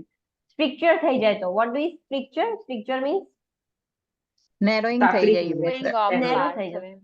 Yes, જે પાથવે છે એ નેરો થઈ જશે. તો યુરેથ્રાઇટિસ થયું છે તો એના લીધે સ્ટ્રિક્ચર થઈ ગયું છે, નેરો થઈ ગયું છે, તો પછી ક્લાયન્ટને રેડી કરવું પડશે, આપણે એનું યુરેથ્રા ડાયલેટ કરવું પડશે અને એન્ટીસેપ્ટિક સોલ્યુશન ઇન્સર્ટ કરવા પડશે બીકોઝ ઇન્ફ્લામેશનના અને ઇન્ફેક્શનના લીધે એ નેરો થઈ ગયું છે, તો એન્ટીસેપ્ટિક સોલ્યુશન અંદર ઇન્સર્ટ કરવા પડશે. Instruct the client to avoid the use of perfumed toilet papers or perfumed sanitary napkins and feminine hygiene sprays. Females ને ખાસ સમજાવવાનું કે જે પરફ્યુમ્ડ ટોયલેટ પેપર્સ છે, સેનિટરી નેપકિન્સ છે, કે જે અત્યારે હાઇજીન સ્પ્રેઝ બધા આયા છે એ બધું અવોઇડ કરે. Instruct the client to avoid intercourse until the symptoms subside or the treatment of STI is complete. ક્લાયન્ટને સમજાવવાનું કે જ્યાં સુધી એના સિમ્પટમ્સ સબસાઇડ ના થઈ જાય યુરેથ્રાઇટિસના ઓર એસટીઆઈ ની ટ્રીટમેન્ટ પૂરી ના થાય ત્યાં સુધી ઇન્ટરકોર્સ નહીં કરવાનું, અવોઇડ કરવાનું. અત્યારે નોર્મલી પેલા ફિમેલ્સ માટે જે વજાઇનલ વોશિસ આવે છે અને બધું જે આવે છે દેટ ઇઝ નોટ ગુડ. એ લોકો એકચ્યુઅલી એમની માર્કેટિંગ કરે છે, બટ એ શું કરે છે, એ લોકો એવું કહે છે કે ફિમેલ્સને નેસેસરી છે આ બધું યુઝ કરવું, બટ એ બધું યુઝ કરવાથી શું થાય છે કે જે નોર્મલ વજાઇનલ ફ્લોરા છે એ ઓલ્ટર થઈ જાય છે. તો હવે એની ટ્રીટમેન્ટ માટે પાછું એમને બીજી પ્રોડક્ટ યુઝ કરવી પડે. So this is all bullshit. એ બધું યુઝ નહીં કરવાનું. ક્લાયન્ટને સમજાવવાનું કે કોઈ બી એવું સ્પ્રેસ કે કશું જ યુઝ ના કરે એવી vaginal product. Instruct the client about STIs if this is the cause. ક્લાયન્ટને જો એસટીઆઈ ના લીધે યુરેથ્રાઇટિસ થયું હોય તો ક્લાયન્ટને એસટીઆઈ રિલેટેડ બી ઇન્સ્ટ્રક્ટ કરવાનું કે આના લીધે તમને થયું છે તો આ વસ્તુ પ્રિવેન્ટ કરવાની છે. Prevent the STI by the use of latex condoms or abstinence. આપણે એસટીઆઈ જ પ્રિવેન્ટ કરવાના છે by using condoms or abstinence. Abstinence means intercourse stop કર દે. યસ, અવોઇડ જ કરવાનું completely. All sexual partners during the 30 days before diagnosis with chlamydial infection should be notified, examined and treated if indicated. કોઈ client છે તમારી સાથે આવ્યું છે હોસ્પિટલમાં, એને તમે સસ્પેક્ટ કર્યું કે ક્લાયન્ટને એસટીઆઈ છે, તો એને તમે ડાયગ્નોઝ કર્યું એના 30 ડેઝ પહેલા, એટલે આજથી 30 ડેઝ પહેલામાં જેટલા બી એના સેક્સ્યુઅલ પાર્ટનર્સ હોય, જેના બી એ સેક્સ્યુઅલ કોન્ટેક્ટમાં આવ્યું હોય, એ બધાને નોટિફાઈ કરવાનું, એ બધાનું એક્ઝામિનેશન કરવાનું, સ્ક્રીનિંગ કરવાનું કે એમને તો એસટીઆઈ નથી અને હોય તો પછી એમને બી ટ્રીટ કરવા પડશે. Chlamydial infection often coexist with gonorrhea. Diagnostic testing is done for both STI. Chlamydial infection છે એની સાથે સાથે ગોનોરિયા બી થઈ હોઈ શકે છે, તો બંનેનું આપણે ટેસ્ટ કરવાનું બંને એસટીઆઈ માટે. Treatment for STIs include antibiotics as prescribed to treat the positive organism. STI ની ટ્રીટમેન્ટ એન્ટીબાયોટિક ઇન્ક્લુડ કરે છે કે જે બી પોઝિટિવ ઓર્ગેનિઝમના લીધે થયું હોય તો એના અકોર્ડિંગ આપણે મેડિકેશન્સ આપવાની. A serious primary complication of chlamydial infection is sterility. જો chlamydial infection બહુ વધારે જ થઈ જાય, બહુ વધારે જ વધી જાય, વર્સ થઈ જાય તો એની સિરિયસ કોમ્પ્લિકેશન શું છે કે સ્ટેરિલિટી આવી જશે, ક્લાયન્ટ જે છે એ ઇનફર્ટાઇલ થઈ જશે. Follow-up culture may be requested in 4 to 7 days to evaluate the effectiveness of medications. એક વખત તમે મેડિકેશન સ્ટાર્ટ કરી તો સ્ટાર્ટ કર્યા ને 4 to 7 days પછી ફરીથી એક વખત કલ્ચર કરવાનું તો ખબર પડે કે આપણે જે મેડિકેશન સ્ટાર્ટ કરી છે એ ઇફેક્ટિવ છે કે નહીં, ઓછું થયું કે નહીં ઇન્ફેક્શન. ધેટ્સ વાય આપણે ફરીથી એક વખત કલ્ચર કરવાનું. So this is all about urethritis. Next is ureteritis. Ureteritis means Inflammation of the ureter. Inflammation of uterus. ureter, yes, inflammation of the ureter. The inflammation of the ureter commonly associated with bacterial or viral infection and pyelonephritis. યુરેટરનું inflammation કેમ થાય તો bacterial ઓર viral infection થયું છે એટલા માટે, or else પાયલોનેફ્રાઇટિસના લીધે બી થઈ શકે. પાયલોનેફ્રાઇટિસ મીન્સ કિડનીનું ઇન્ફેક્શન. યસ, તો ઇન્ફેક્શન ટ્રાવેલ કરીને યુરેથ્રા સુધી જતું રહ્યું છે. અસેસમેન્ટ, તો જે બી ક્લાયન્ટને યુરેટ્રાઇટિસ હશે એમાં શું જોવા મળશે તો ડિસ્યુરિયા. ડિસ્યુરિયા means Less amount of urine output. no, that is anuria or Absence of- oliguria. Absence of urine. So that is anuria. Difficulty to sorry. pass. Difficulty. Painful voiding or Pain difficulty in voiding. urination. Yes. So that is dysuria. Frequent urination, clear or mucopurulent penile discharge. જે મિલ્સમાં હશે તો એમના clear or mucopurulent penile discharge જોવા મળશે. Ureteritis હોય તો intervention શું કરવાનું તો treatment includes identifying and treating the underlying cause and providing symptomatic relief. Identify કરવાનું કે શેના લીધે થયું છે અને એના અકોર્ડિંગ ટ્રીટમેન્ટ આપવાની. Metronidazole and clotrimazole may be prescribed for treating the trichomonas infection. Trichomonas શું છે again? Fungal infection. But A STI છે. ટ્રાઇકોમોનાસ ઇન્ફેક્શન એ સેક્સ્યુઅલી ટ્રાન્સમિટેડ ઇન્ફેક્શન છે. ફંગલ ઇન્ફેક્શન તો છે but A sexually transmitted infection છે. અને આપણને ખબર છે કે એસટીઆઈ થાય તો યુટીઆઈ થશે, અને યુટીઆઈ થયું હશે તો એસટીઆઈ ના બી રિસ્ક થશે. બંને ઇન્ટરકનેક્ટેડ છે. તો જો ક્લાયન્ટને ટ્રાઇકોમોનાસ થયું હોય તો મેટ્રોનિડાઝોલ ઓર ક્લોટ્રીમેઝોલ આપણે પ્રિસ્ક્રાઇબ કરીએ છીએ. Nystatin or fluconazole may be prescribed for treating yeast infection. yeast infection થયું હોય ક્લાયન્ટને તો આપણે આ મેડિકેશન આપીએ છીએ. Doxycycline and azithromycin may be prescribed for treating chlamydial infection. Chlamydial infection એટલે કે બેક્ટેરિયલ ઇન્ફેક્શન થયું હોય તો આપણે એ રીતે એની અકોર્ડિંગ એની મેડિકેશન્સ આપીએ છીએ. So this is the intervention of ureteritis. Next is pyelonephritis. Pyelonephritis means inflammation of the kidney. And inflammation of the renal pelvis and the parenchyma. જે renal pelvis છે, pelvis એટલે કયું organ, કયું portion હતું? જે major કેલ્ક્યુલાઈ છે એ પેલ્વિસ Yes. Yes. જે ureter જ્યાં ઓપન થશે કિડનીની અંદર, તો જેવું યુરેટર એન્ડ થશે એવું પહેલા renal pelvis આવશે અને then major calyx અને minor calycis આવશે. તો એ renal pelvis અને renal parenchyma માં cortex medulla બંને આવી જશે. તો આખું એનું જે ઇન્ફ્લામેશન થઈ જાય એટલે કે આખી કિડનીનું ઇન્ફ્લામેશન થાય એને આપણે પાયલોનેફ્રાઇટિસ કહીએ છીએ, commonly caused by bacterial ઇન્વેઝન.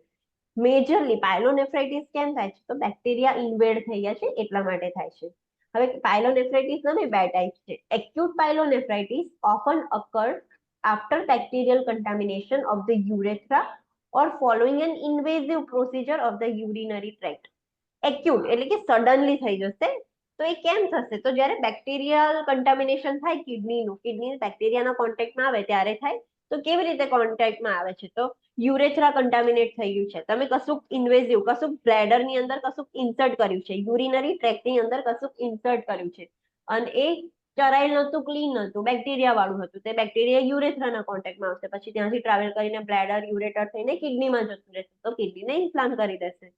Chronic pyelonephritis ક્યારે થશે? તો chronic pyelonephritis is most commonly occurred following chronic urinary flow obstruction with reflux. જ્યારે ક્લાયન્ટને લોંગ ટર્મથી યુરિનરી ફ્લો ઓબ્સ્ટ્રક્ટ થતું હોય, સ્ટોન છે ફોર એક્ઝામ્પલ, કાં તો કોઈક એવી કન્જેનાઇટલ કન્ડિશન છે કે યુરેટર કે યુરેથ્રા કે બ્લેડરમાં કશે કોમ્પ્લિકેશન છે અને યુરિન ઓબ્સ્ટ્રક્ટ થાય છે, થોડુંક બી થાય છે, એવું નહીં કે કમ્પ્લીટલી, થોડુંક ઓબ્સ્ટ્રક્ટ થાય છે, કાં તો ફ્રીક્વન્ટલી ક્લાયન્ટને રિફ્લક્સ જોવા મળે છે. રિફ્લક્સ મીન્સ બેકફ્લો થશે યુરિનનો. યસ, પેશન્ટ છે એ બ્લેડર બહુ લોંગ ટાઈમ હોલ્ડ કરવાની આદત છે એની, તો થોડું રિફ્લક્સ થાય છે, તો એના લીધે ધીરે ધીરે છે ને કિડનીઝમાં ઇન્ફ્લામેશન થશે. તો દેટ ઇઝ ક્રોનિક, જે સ્લોલી પ્રોગ્રેસ થશે. E. coli is the most common causative bacterial organism. કિડનીનું infection most common causative bacteria કયું છે? તો E. coli. E. coli ના લીધે પાયલોનેફ્રાઇટિસ થવાના ચાન્સીસ બહુ વધારે છે. નેક્સ્ટ ઇઝ એક્યુટ પાયલોનેફ્રાઇટિસ, જેનું સબટાઇપ છે તો એના રિલેટેડ જોઈએ. તો acute પાયલોનેફ્રાઇટિસ occurs as a new infection or recurs as a relapse of a previous infection. Acute એટલે હમણાં સડનલી થશે ને, નવું ઇન્ફેક્શન છે, અચાનક જ ક્લાયન્ટને ઇન્ફેક્શન થઈ ગયું છે. ઓર સમટાઈમ્સ એ રિકરન્સ એનું થાય કે પહેલા ફોર એક્ઝામ્પલ પહેલા પાયલોનેફ્રાઇટિસ થયું છે તો ફરી પણ થઈ શકે છે, તો પ્રીવિયસ ઇન્ફેક્શન થયું હોય તો એનું રિલેપ્સ થઈ શકે. It can progress to bacteraemia or chronic pyelonephritis. અગર તમે એક્યુટ ટ્રીટ નહીં કરો તો એના લીધે બેક્ટેરિયમિયા થઈ જશે. બેક્ટેરિયમિયા મીન્સ બ્લડમાં બેક્ટેરિયા બ્લડમાં જતા રહેશે બેક્ટેરિયા, બીકોઝ કિડનીની અંદર બ્લડ આવે છે ફિલ્ટર થવા માટે, તો ત્યાંથી એ બેક્ટેરિયા અંદર જતા રહેશે. ઓર એલ્સ ક્રોનિક પાયલોનેફ્રાઇટિસ થઈ જશે ક્લાયન્ટને.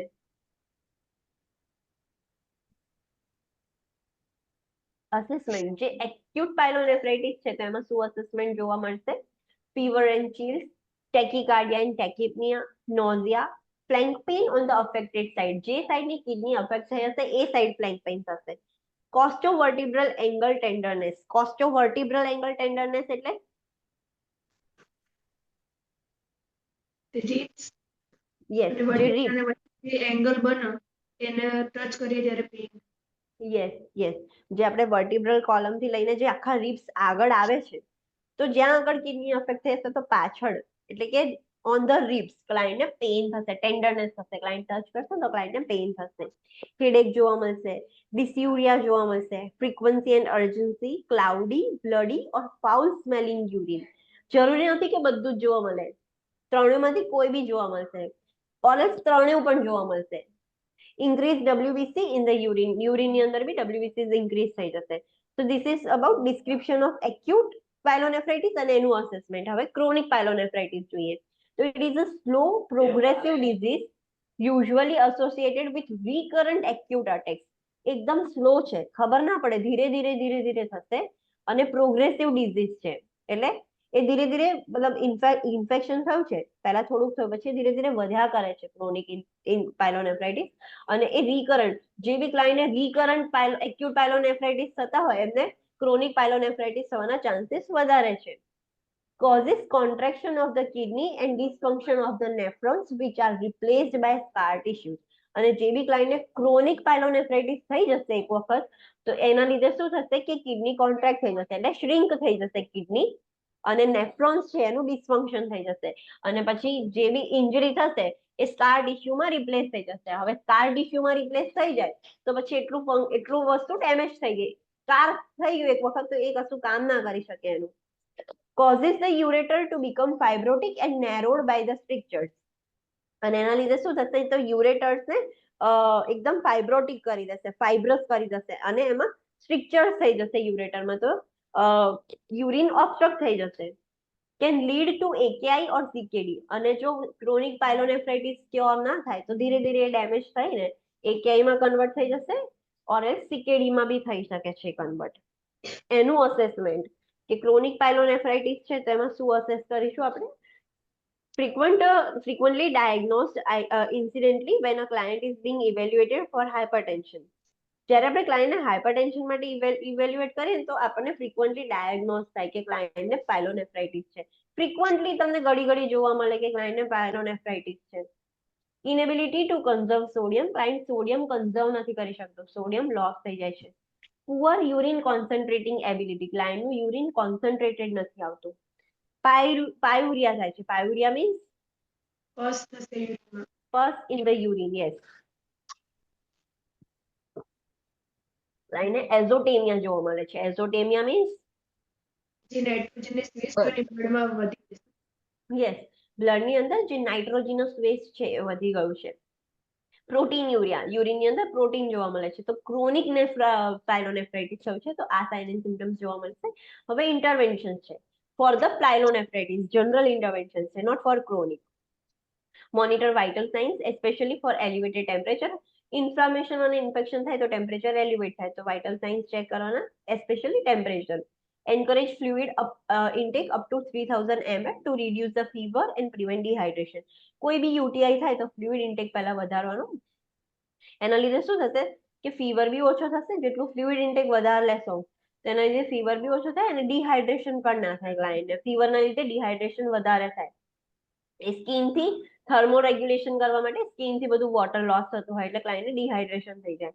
Monitor intake and output. Ensure that output is minimum 1500 ml in 24 hours. Urine output check કરવાનો, ઇન્ટેક અને આઉટપુટ, અને ખાસ કરીને આઉટપુટ 24 hours ની અંદર આઉટપુટ 1500 ml તો હોવો જ જોઈએ. મોનિટર વેટ મોનિટર કરવાનું. Encourage adequate rest. ક્લાયન્ટને રેસ્ટ એડિક્વેટ મતલબ એન્કરેજ કરવાનું રેસ્ટ માટે.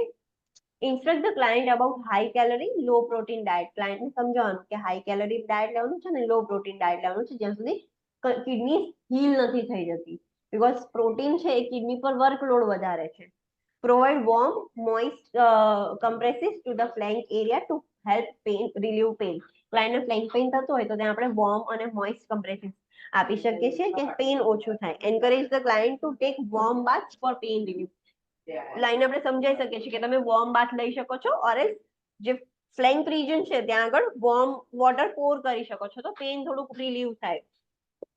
Administer analgesics, antibiotics, urinary antiseptics and antiemetics as prescribed. Line આપણે સમજાઈ શકીએ છીએ કે એનાલ્જેસિક્સ લઈ શકે છે, એન્ટીબાયોટિક્સ એ બધું લઈ શકે છે.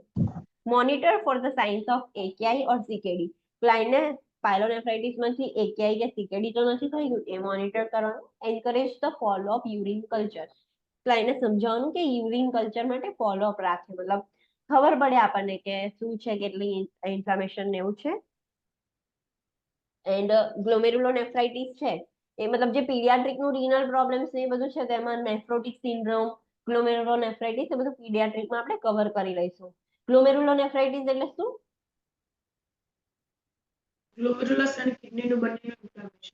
યસ, એટલે સ્પેસિફિક જે નેફ્રોન્સ છે એ ઇન્ફ્લામ થઈ ગયા છે. તો ગ્લોમેરુલોનેફ્રાઇટિસ થશે તો કિડનીનું ફંક્શન સ્ટોપ થશે, બીકોઝ એમાં જે ફંક્શનલ યુનિટ છે એ જ ઇન્ફેક્શન થઈ ગયું છે. And nephrotic syndrome means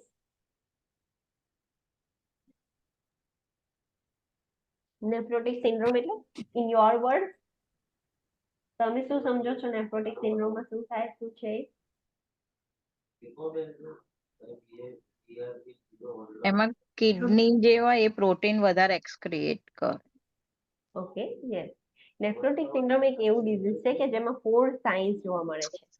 પ્રોટીનયુરિયા, than હાઇપરલિપિડેમિયા, હાઇપરલિપિડેમિયા, third protein યુરિનમાં જોવા મળે છે તો બ્લડમાં કેવું થશે? ઓછું, ઓછું. ઓછું થશે. તો એના માટે શું ટર્મ છે? ઓછું છે એટલે હાઇપો. તો પ્રોટીનનું સ્મોલર મતલબ પોર્શન શું છે? આપણે પ્રોટીન બ્રેકડાઉન કરીએ તો એને શું કહેવાય? આલ્બ્યુમિનો, યસ. તો હાઇપો આલ્બ્યુમિનેમિયા. પ્રોટીન યુરિનમાંથી જતું રહ્યું તો બ્લડમાં ઓછું થઈ ગયું. તો ધેટ ઇઝ હાઇપો આલ્બ્યુમિનેમિયા.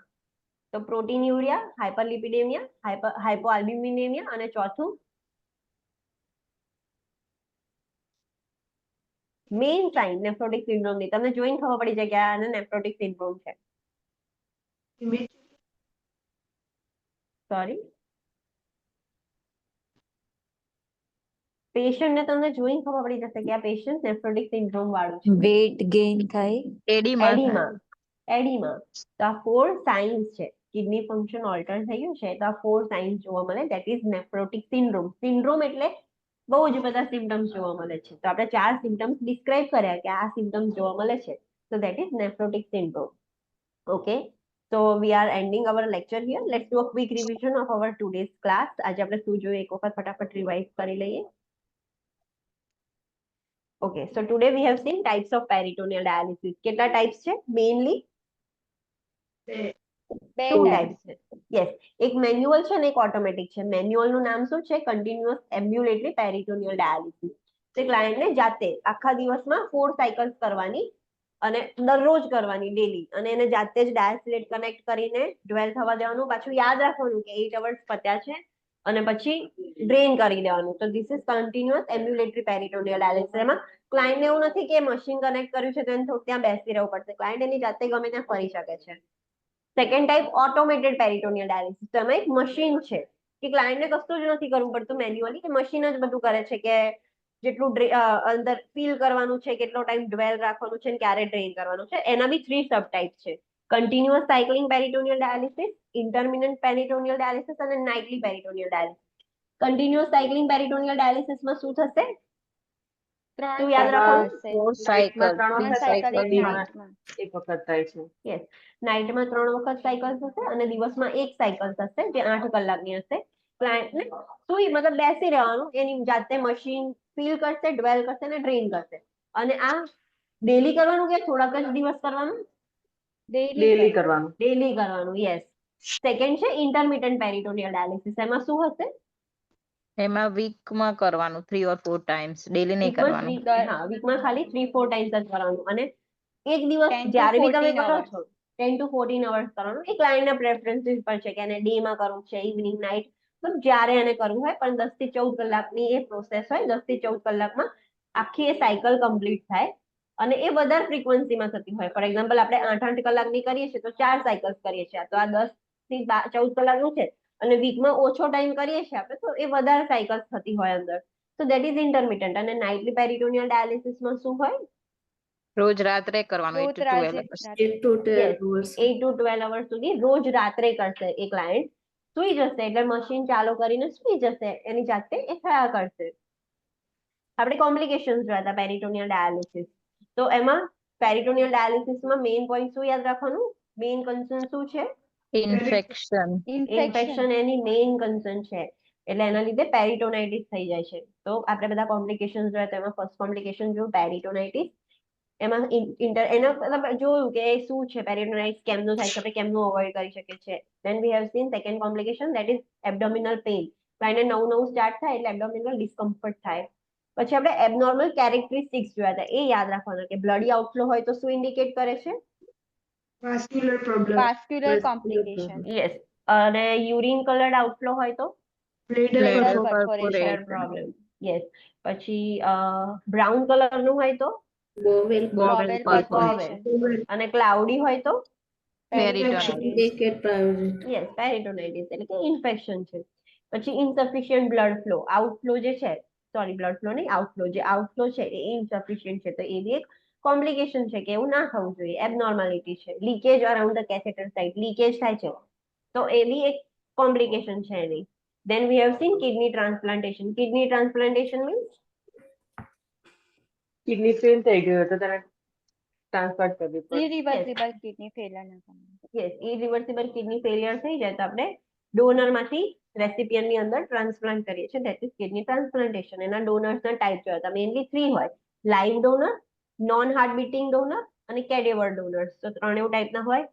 પછી એમના બધું કમ્પેટિબિલિટી બધું જ ચેક કરવું પડે, નોટ ઓનલી ખાલી બ્લડ ગ્રુપિંગ ચેક થઈ ગયું, એના બીજા બધા બી ટેસ્ટ કરીને કમ્પેટિબલ થાય પ્રોપરલી, ફિઝિકલી બી ફિટ હોય, એની કિડનીને કોઈ ડિઝીઝ ના હોય, સિસ્ટમિક કોઈ ડિઝીઝ ના હોય, તો જ એ એલિજિબલ છે ડોનેશન માટે.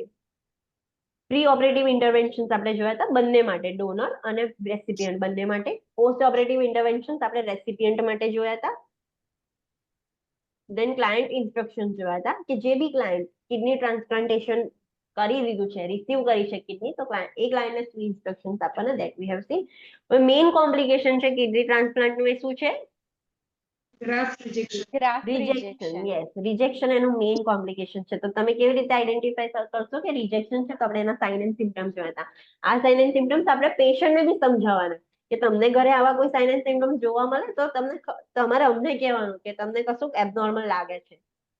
પછી ગ્રાફ્ટ રિજેક્શનના 3 ટાઈપ્સ હતા. કયા હતા?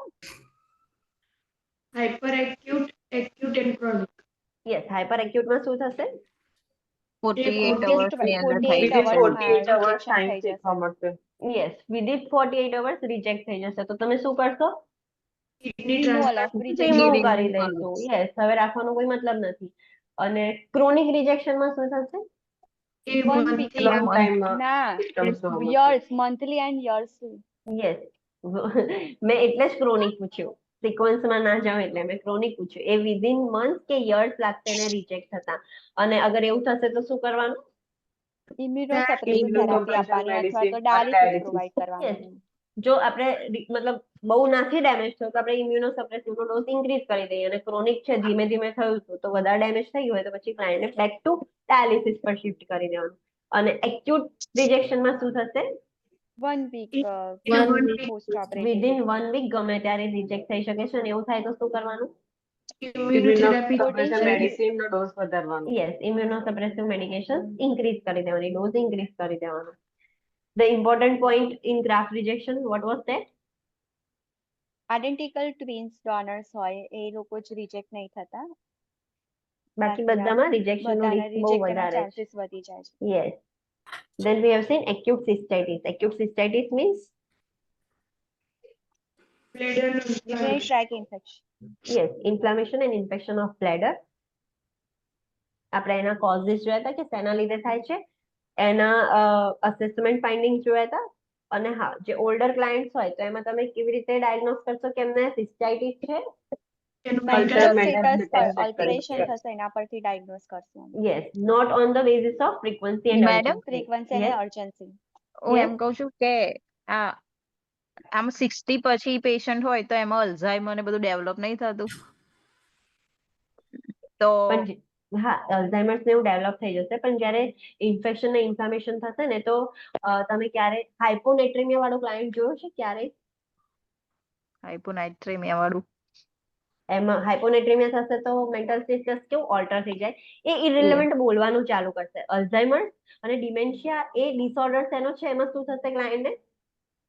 એ મેમરીનું ભૂલવા disorder. મળશે. યસ, મેમરી ભૂલવા ડિસફંક્શન છે, memory ફોરગેટફુલનેસ જોવા મળશે, ક્લાયન્ટ ભૂલી જશે પણ એનું મેન્ટલ સ્ટેટસ ઓલ્ટર નહીં થઈ જાય, Okay. એબનોર્મલી બબડવાનું ચાલુ નહીં કરી દે, ઇરિટેબલ નહીં થઈ જાય, એવું બધું બિહેવ નહીં કરે, એને યાદ નથી રહેતું પણ મેન્ટલ સ્ટેટસ એનું ઓકે છે. તો એ Okay. ડિફરન્સ છે. જે હાઇપોનેટ્રેમિયા વાળું ક્લાયન્ટ કેવું મેન્ટલ સ્ટેટસ ઓલ્ટર થઈ જાય, Okay. આમાં બી એવું જ થશે. કશું ઇરિલેવન્ટલી બોલ્યા કરશે, એવું કહેશે કે અહીંયા કશું થાય છે, મને આમ થાય છે ને તેમ થાય છે, હા, હા, હા. એબનોર્મલી બિહેવ કરશે. તો એ તમે Okay. એના પરથી આઈડેન્ટિફાઈ કરશો કે ક્લાયન્ટને યુટીઆઈ છે.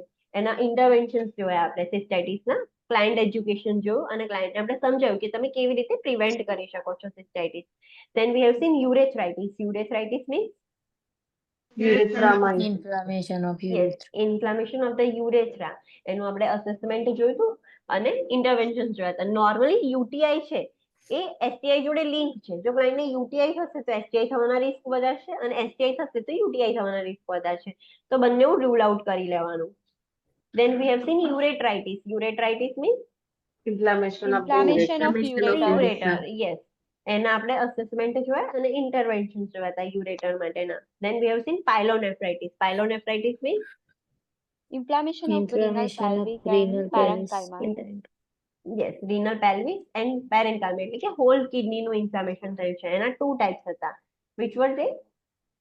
Acute chronic. polynephritis and a chronic Chronic polynephritis. yes, pyelonephritis, not poly. Acute pyelonephritis and chronic pyelonephritis. તો acute છે એમાં શું જોવા મળશે તમને? પ્રીવિયસ ઇન્ફેક્શન હોય એના કારણે થઈ શકે. ઓરેન્જ ન્યૂ હોય એ સડનલી ડેવલપ થયું છે.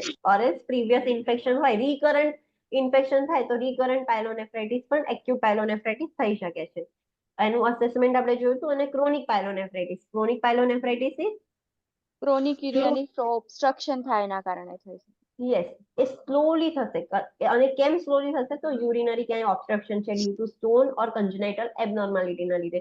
તો એ ધીરે ધીરે કિડનીઝમાં ઇન્ફ્લામેશન કરશે અને પછી એ સિમ્ટમેટિક હશે. ક્રોનિક ક્યારે થાય? કે જ્યારે આખું બહુ વધારે થઈ જાય ને પછી સિમ્ટમ્સ દેખાય. ધીરે ધીરે થતું હોય ત્યારે સિમ્ટમ્સ ના દેખાય. તો ધેટ્સ વાય એને આપણે ક્રોનિક કહીએ છીએ. અને ક્રોનિક હોય એટલે જ એક્યુટ કરતા ક્રોનિક થોડુંક વધારે ડેન્જરસ છે. તો એ સ્લો અને પ્રોગ્રેસિવ ડિસઓર્ડર છે અને જેને ફ્રીક્વન્ટલી પાયલોનેફ્રાઇટિસ થતું હોય એના લીધે બી થઈ શકે છે. તો અગર ક્રોનિક પાયલોનેફ્રાઇટિસ થશે તો એના લીધે એકેઆઈ ઓર સીકેડી થઈ જશે. એક્યુટમાંથી ક્રોનિક થાય, ક્રોનિકમાંથી એકેઆઈ ઓર સીકેડી થશે. એનું આપણે અસેસમેન્ટ ફાઇન્ડિંગ જોયું હતું અને ઇન્ટરવેન્શન જોયા હતા જનરલ બધા માટે. એની doubt in this? No, No, ma'am. ma'am. No, ma'am. No, ma'am. So see you tomorrow at 9 a.m. morning. અને બધાને Okay, ખ્યાલ છે ma'am. ને સેટરડે ટેસ્ટ છે? Yes, Ma'am, ma'am. કેટલા ટાઈમિંગ શું છે? ટાઈમિંગ જસ્ટ લાઈક જે એન્કલેક્સ તમારો મેઇન ટેસ્ટ હોય એવી રીતે. તો મેં 85 એટલે દરેકમાં અલગ અલગ છે. ક્વેશ્ચન્સ જેટલા મને મળ્યા છે એ પ્રમાણે પ્રિપેર કર્યું છે. અને ટાઈમ બાઉન્ડ ટેસ્ટ છે એટલે 85 ક્વેશ્ચન્સ માટે જેમ 150 ક્વેશ્ચન્સ માટે 5 અવરનો ટાઈમ મળે છે તો 85 ક્વેશ્ચન્સ માટે 170 મિનિટ જ મળે. બટ મેં 10 મિનિટ્સ એક્સ્ટ્રા આપી છે એટલે 180 મિનિટ્સની અંદર તમારે ક્વેશ્ચન સોલ્વ કરવાના રહેશે. Within time limit. એટલો ટાઈમ થશે એટલે એની જાતે જ ઓટોમેટિક શટ થઈ જશે. તો તમને પ્રેક્ટિસ થશે. વધારે ટાઈમ લેશો તો તમારા ક્વેશ્ચન સોલ્વ નહીં થાય છે. ટાઈમ પીરિયડમાં જ તમારે સોલ્વ કરવાનું છે. એટલે એક ક્વેશ્ચન માટે તમને 2 મિનિટ્સ જ મળશે મેક્સિમમ. તો 150 ક્વેશ્ચન માટે તમને 300 મિનિટ્સ મળે એટલે કે 5 અવર્સનો ટાઈમ મળે. તે પ્રમાણે પ્રેક્ટિસ કરવાની છે. અને એમાં 3 લિંક હશે. એટલે એક એફઓએ નું છે, એક એમએસએન નું અને એક ગાયનેક નું છે, મેટર્નિટીનું. તો તમે જે ચેપ્ટર્સ કમ્પ્લીટ કર્યા હોય, ફોર એક્ઝામ્પલ તમારું એફઓએન કમ્પ્લીટ થઈ ગયું હોય અને અત્યારે આપણે એમએસએન બી કમ્પ્લીટ થયું છે તો તમે બંને લિંકનો ટેસ્ટ આપી શકો છો. અને તમારે ખાલી એમએસએન જ કમ્પ્લીટ થયું છે તો ખાલી ઇન્ટેગ્યુમેટ્રી નું આપવાનું. મેમ અમારે બાકી છે તો આપવાનું કેવું? ઇન્ટેગ્યુમેટ્રી બાકી છે? હા, મારી હા, બાકી છે ma'am. મેમ. ઓકે, તો પછી અવોઇડ કરજો મને જે FOM. બાકી. ઓકે, હા તો વાંધો નહીં. કારણ કે અમુક સ્ટુડન્ટ એવા છે કે જેમને અડધેથી જોઈન કર્યું છે. એટલા જ માટે 3 Yes. ટેસ્ટ રાખ્યા બીકોઝ એક કોમન બધા માટે પોસિબલ નહોતું. તો એટલા જ 3 રાખ્યા છે. પણ એ બી જેનો કમ્પ્લીટ ના થયો હોય તો પછી એ લોકો ના આપતા. બટ મેસેજ કરી દેજો કે આટલા લોકોનું કમ્પ્લીટ નથી થયું. તો અમને આઈડિયા આવે Okay, કે આટલા લોકો ભણ્યા નથી. અને મેમ પ્રેક્ટિસ માટે આપણે એક્ઝામ આપવી હોય તો ચાલે ને? હા, આપણે પ્રેક્ટિસ. હા, વાંધો નહીં. કે તમને આઈડિયા આવે કે આવા ક્વેશ્ચન્સ હા. હોય કે એવું હોય તો યુ કેન ગીવ કે તમને ખબર પડે કે કેવા ક્વેશ્ચન્સ હશે. પણ મેક શ્યોર કે આપણે એન્કલેક્સમાં કેવું હશે કે અત્યારે ફોર એક્ઝામ્પલ હું ઇન્ટેગ્યુમેટ્રીનો ટેસ્ટ લઉં છું તો ઇન્ટેગ્યુમેટ્રીના જ બેઝ પર હશે. પણ ખાલી ઇન્ટેગ્યુમેટ્રી ના હોય. ઇન્ટેગ્યુમેટ્રીના ક્વેશ્ચન્સમાં બીજા બધા બી કોન્સેપ્ટ હોય લાઈક જીઆઈ, મસ્ક્યુલોસ્કેલેટલ બધું મિક્સ કરીને એ લોકો ક્વેશ્ચન્સ પૂછે. તો સમટાઈમ્સ એવું થશે કે આમાં અલોંગ વિથ ઇન્ટેગ્યુમેટ્રી બીજી સિસ્ટમ બી છે પણ એ હજુ ભણ્યા નથી તો તમને નહીં આવડે. પણ ફર્સ્ટ ટેસ્ટ થી ડીમોટિવેટ નહીં થઈ જવાનું કે આ તો મને કશું આવડતું જ નથી. ભલે આ ચેપ્ટર મારો પતી ગયો છે. બીકોઝ હજુ તમે Okay. આખું કવર કરશો ને તો તમને બધું ખબર પડશે. એટલે જ હું કહું છું કે અત્યારે ખાલી બુકની પાછળ ના કરો. બુકની પાછળના જે છે ને એ ખાલી સ્પેસિફિક સિસ્ટમ પર છે. એમાં બીજું બધું મિક્સ નથી કરતા. ધીરે ધીરે પછી તમને એની પ્રેક્ટિસ થશે. તો ડોન્ટ ગેટ ડીમોટિવેટેડ કે આ તો ભણી ગયા, વાંચી લીધું, આવડ્યું સ્ટીલ નથી આવડતું. બીકોઝ ખાલી ઇન્ટેગ્યુમેટ્રી પર ના હોય, બીજા બી કોન્સેપ્ટ અંદર મિક્સ કરેલા હોય. ઓકે, મેમ તો ટાઈમ કયો મેમ છે? આપણે ટાઈમ લિંક આપીએ. હા હું લિંક આપીશ. એ 16th નવેમ્બર રાત્રે 12 વાગ્યાથી ચાલુ થઈ જશે. 17th નવેમ્બર રાત્રે 12 વાગ્યા સુધી ઓપન રહેશે. તો ઇન બિટવીન તમે Okay. ગમે ત્યારે આપી શકો છો. ઓકે 180 મિનિટ્સનો ટાઈમ છે એટલે તમારે 180 મિનિટ્સમાં એક જ ગો પર આવવું પડશે અને ગમે ત્યારે અકોર્ડિંગ ટુ યોર કન્વિનિયન્સ તમે ગમે ત્યારે આપી શકો. ઓકે મેમ અને રિઝલ્ટ બી તમને ઇન્સ્ટન્ટ જ મળી જશે. જેવું તમે સબમિટ કરશો એવું તમને રિઝલ્ટ મળી જશે. Okay ma'am. Okay yeah ma'am okay. Thank you thank ma'am. You ma'am thank you.